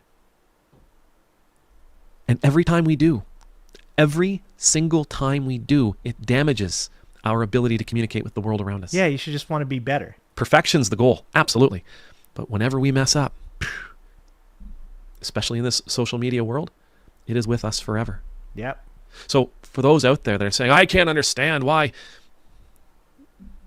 this is why. Yeah, try plugging it in. Actually, 1% poo. I can't understand why there's so many people who don't like his message. This is why. I can't understand why people aren't lionizing him, why people aren't raising him up, why people aren't praising him. I can't understand why there's people who aren't mourning this online persona that he offered. This is why. There's pee in the water. It's not tolerable. It's tainted. It's gross. It doesn't have to be 100% pee for us not to want to drink it. 1%. Listen, 1% is way more pee than I'm interested in. I mean, shoot, I've got camping gear. We were talking earlier about going camping. I've got camping gear. I've got the tablets. You put tablets in water and it purifies them. I've got the charcoal filter where you take water that you find in the woods, you run it through the filter, and it goes through the filter and into a cup for you to drink. Yeah, I've got that gear. Jay. If you tell me, hey, listen, Ed, here's a liter of water, half of it's pee. Can you run it through your filter? And that'll, under normal circumstances, I ain't drinking that water. I don't care if I put 5 tablets in it and run it through 14 charcoal filters. There's pee in that water. When I was a kid, when I was kind of a new. Yeah, not even just drinking it either. Like if somebody fucking walked over and peed in the pool while you're standing there, you wouldn't get in that water. You wouldn't get in it. Christian, I remember watching this. I was at like a youth. How old was I? I was somewhere anyway. He's Canadian. He's not Scottish. I messed up. It was a revival in North Carolina. It was a revival in North Carolina. This person did a demonstration. He took a perfectly wonderful, cool looking glass of pee-free water, and he said, "This is us. This is our soul. This is who we are. Right? This is our. In this case, let's call it. This is our witness. This glass contains your witness. Now, if you put mud in it, what happens? Well, the water's now muddy. Can you take that mud out? You can't. Now he was doing this whole thing where he dropped a tablet into it, and that tablet made the water perfectly clear. And he said, that tablet is Jesus. And yes, in God's eyes, that water is now perfectly clear because of the work of Jesus Christ. But the rest of us still see all the sentiment on the bottom. Mhm. We still know. That's pretty good. Glass is... And for a person that's tainted. I'm not religious, that's that actually water is very good. dirty. We still know that that water has mud. It just happens to be on the bottom of the cup. Please, Christians out there, I'm not saying this because I'm just going to bash Charlie Kirk. We're learning. We're learning from this moment. We're learning from the things that people are saying about this moment. I would encourage you, please, you people of faith, protect your witness. Protect your witness with everything you have. Kind, courteous, gentle, tender voices. Speak truth only. Never, ever speak hate. Not lead people. Don't lead people in a direction where they're afraid. Don't try to convince people that there are others out there who are seeking to destroy them, just so you can share with them how you can save them. That's a solid point, AJ. That wasn't just one person peeing in the water. There was a lot of people peeing in that water. Don't share hatred. Don't share bigotry. Be hopeful. Be hopeful not in that we can solve it by crushing another, but be hopeful in that we can solve it by loving the other. Don't pee in the water. Don't speak words that would taint your witness to those who you're supposed to be sharing it with. God knows in the church we already have enough of them. Throughout our history, the church already has enough of them. We don't need to add to it. Amen. Pretty solid video. I really liked it. Like I said, I don't need to agree with everybody on everything. Me and this gentleman would disagree on plenty of things. I'm sure this gentleman would say some pretty harsh things about the way that I go about doing my thing. I make fun of people constantly. There's a lot of pee in my water. A whole lot of fucking pee in my water. And I don't expect that when I pass, that the world will mourn my loss, you know? Like, that's understandable. I wouldn't say I've always been a good person. I think I've always had the right reasons for why I do things. It would say I've always had the right intentions. But I'm a fallible human being, and, oftentimes I think I'm just trying to be a better person, and I think that's what to me, that's what matters, is trying to be a better person. And, like, I think that people should listen to other people that they disagree with. But when you recognize that the other person that you're listening to is not doing it in good faith, but instead doing it in a way to help them become more financially successful at the expense of other people's rights and mental health, that we have to agree that that's not in any way, shape, or form good for society.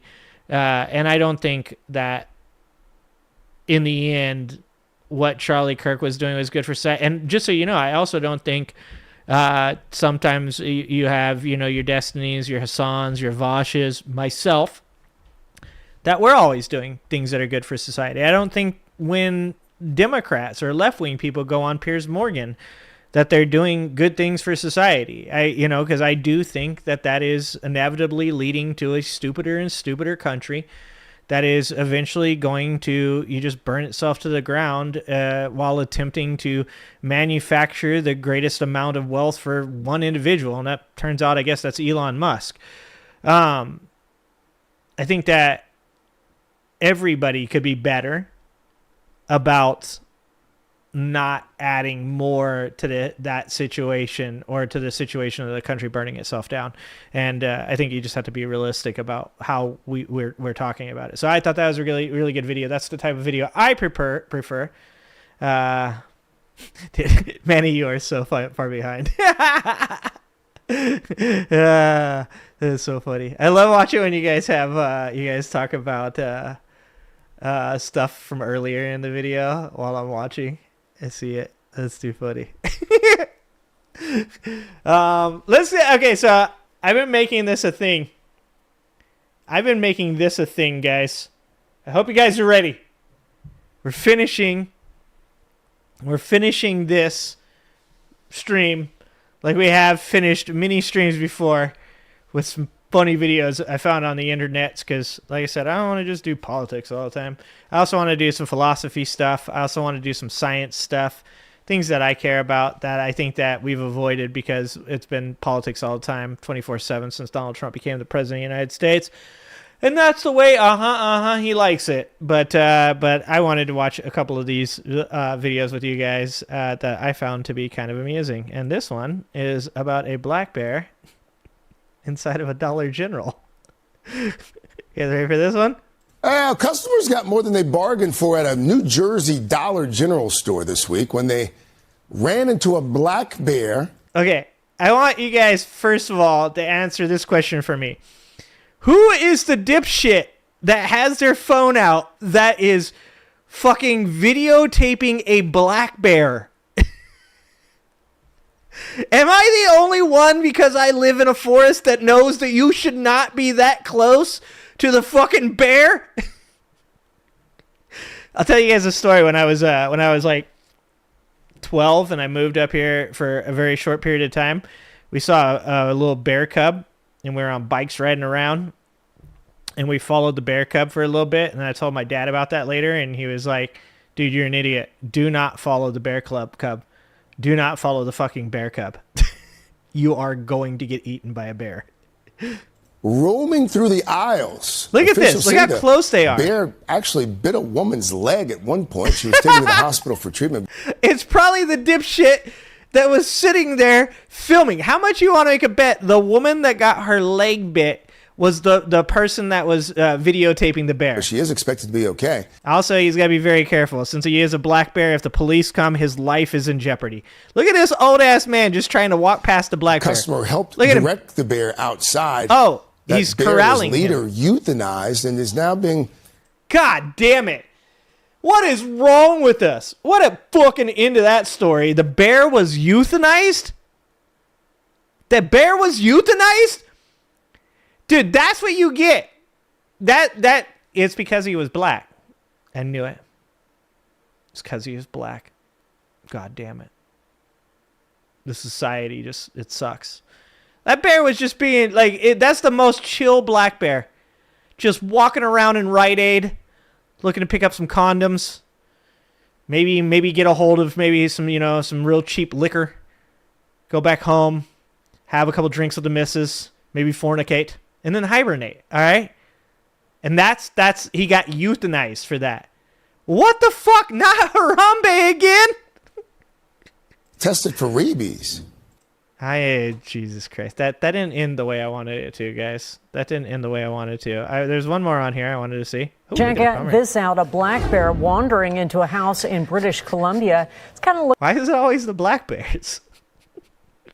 guys, why is it always the black bears? Looking for snacks maybe, or a warm resting spot. But what he found instead, 6 pounds of furry fury right there. Get it. Paul Johnson reports from West Vancouver. I just wanted a little... Dude, Canadians, is this what you guys talk about? Is this your news, Canadians? Is this like what you guys have on the news all the time? I'm moving to Canada. A couch potato, fluffy, lap dog. We're hanging out in West Van with Scout, a 2.5-year-old Pomeranian. He's all of 6 pounds, including the fluff. The way they're trying to sell this story is amazing. Don't be fooled by the adorableness. Under this tawny coat is the soul of a savage defender. Canadian news is just so different. Dude, can you imagine Jesse Waters doing this shit? I was surprised. The brown bears are hiding from ice. No, Pamela. No. Oh, no. Oh, no. Oh, no. But also he's scary when he's... Her hair is the same color as the Pomeranian. Kayla Klein and her husband live next to this lush green space. where the only issue seems to be these visitations. Oh, North hell yeah, Shore's brother. Curious and frequently brazen black bears. They've adjusted. The way he said that shit sounded racist. Black bears. Like, that's the closest I think a Canadian comes to racism. That's about as close as they can get. Black bears. Sorry. But this Monday was a surprise. It was around noon, Fucking and I was black in the bears are a washroom menace. getting ready. Kayla had the door open because of the heat when in waltzed this guy. Sniffed around the TV a bit and then headed for the kitchen. Oh, hell yeah, At this brother. point, Scout was roused and decided... Roused. "Not He said roused. on my watch." Oh, shit. Look at that. He Dude, she's like, my fucking dog's going to get eaten. Let's see that one more time. That was fucking amazing. Kitchen. At this point, Scout was roused and decided, "Not on my Look at that. Look at that bear. Look at him. he came sprinting around the corner, and I just saw the bear running up. Okay, we're just going to stop it here because they're going to probably say the bear got euthanized at the end, and I'm not going to be okay with that.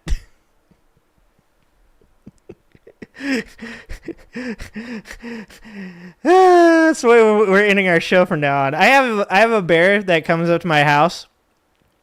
He's a little brown bear because our community doesn't have any ICE agents. We're too small of a community for that stuff.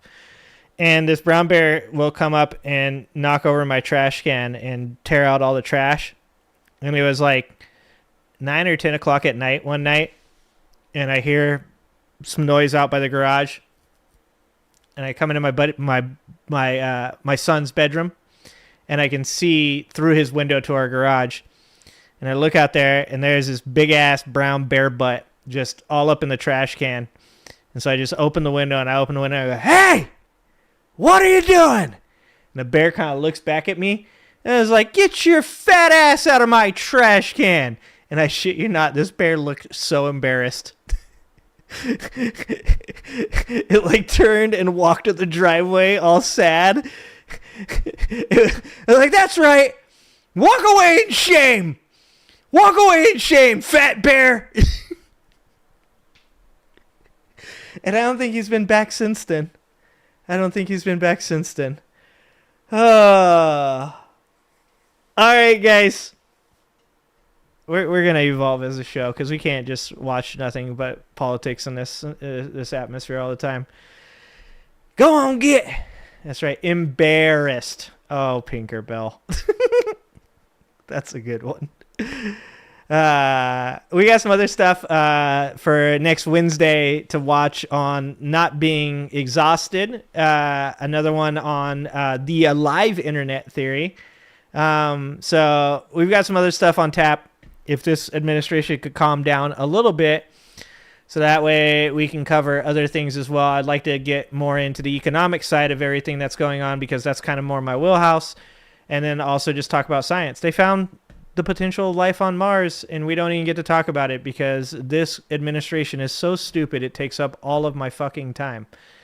We could be talking about life on Mars. Yeah, guys. All right, guys.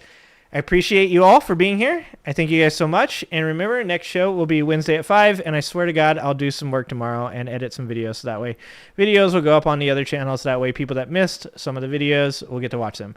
All right, guys. I love you guys.